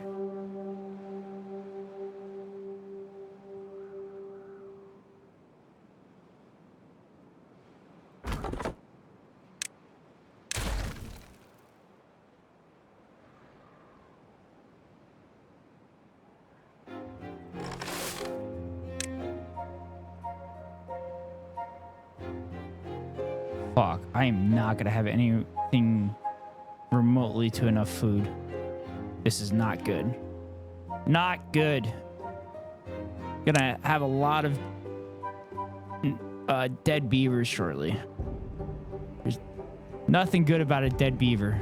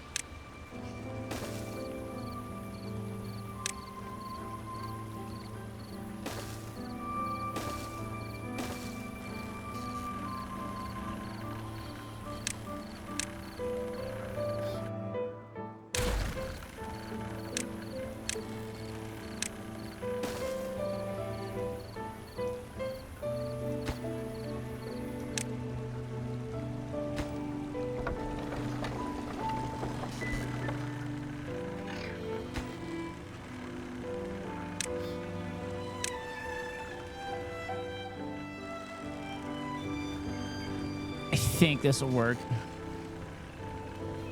I need food though, and I don't have any fucking water either. Oh, this is not good. Time for sleep. Nighthawk, I appreciate you stopping into the stream, and I appreciate the knowledge you dropped in here. I hope you get to pop in again in the future, because I do love playing this game. And it's nice to play this game on top of the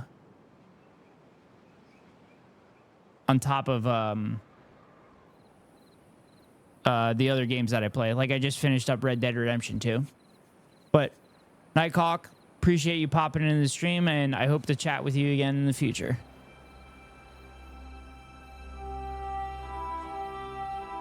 I'll be following you. Well, not specifically you, but I will be going to bed shortly as well, because I have to be up very early tomorrow morning.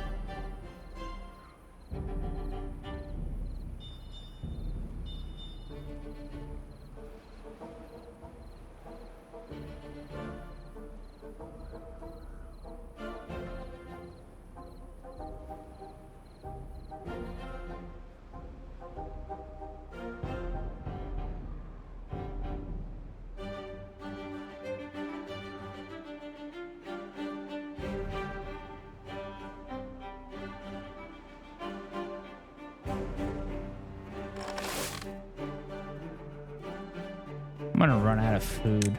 Should plant more crops.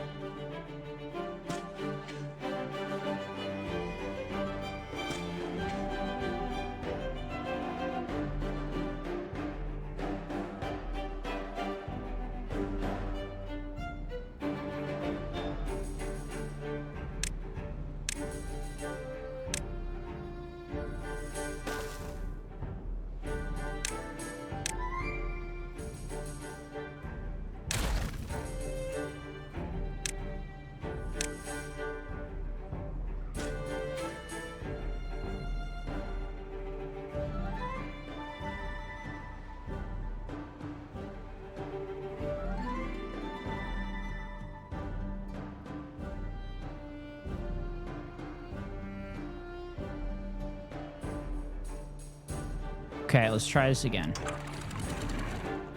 So 1.5. See what happens. Okay. Let's go 2.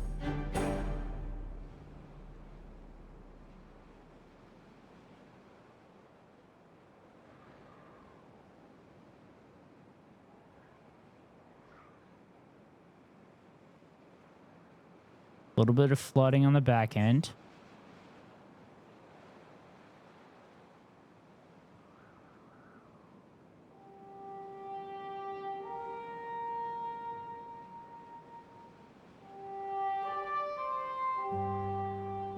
Okay, so I fixed that part.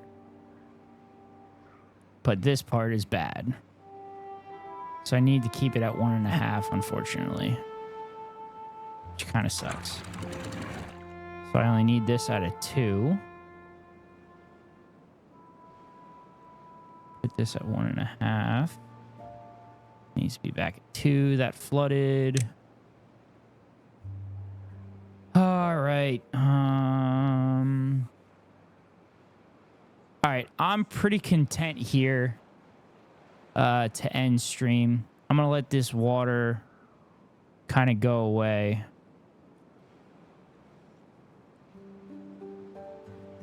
I think the next goal will be to levy all of this here. Up to here. All the way through here. Up to here. And then I'll be good. But, yeah.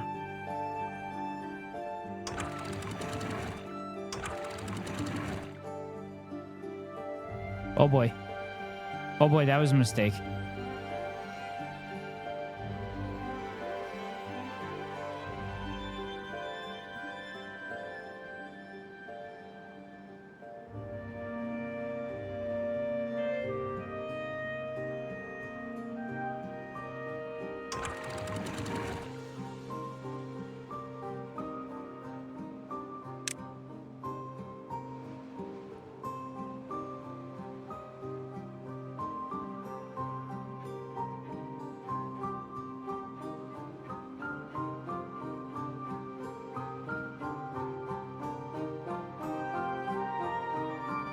There we go. All right. Yeah, I'm pretty content here. I think that's going to be it for stream tonight. Why is that flooding? That shouldn't be flooding.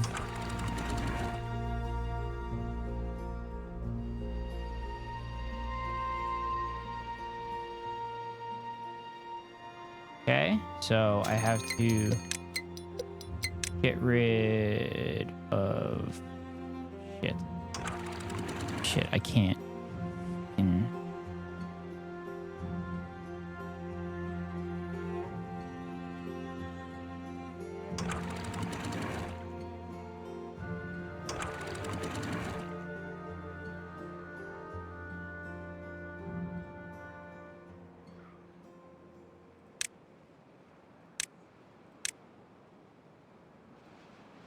Have to get rid of that.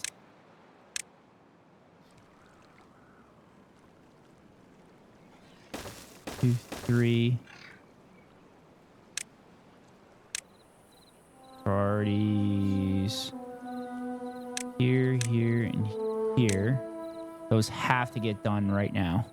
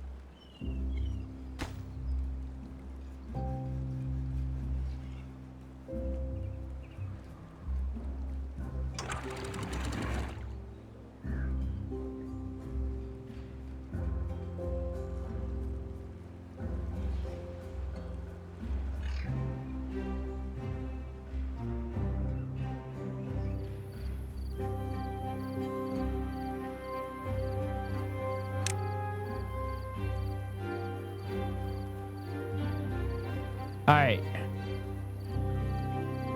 All right, so when I get back to this, I'm gonna start with a I'm gonna start with a bad tide, which is fine. It is what it is.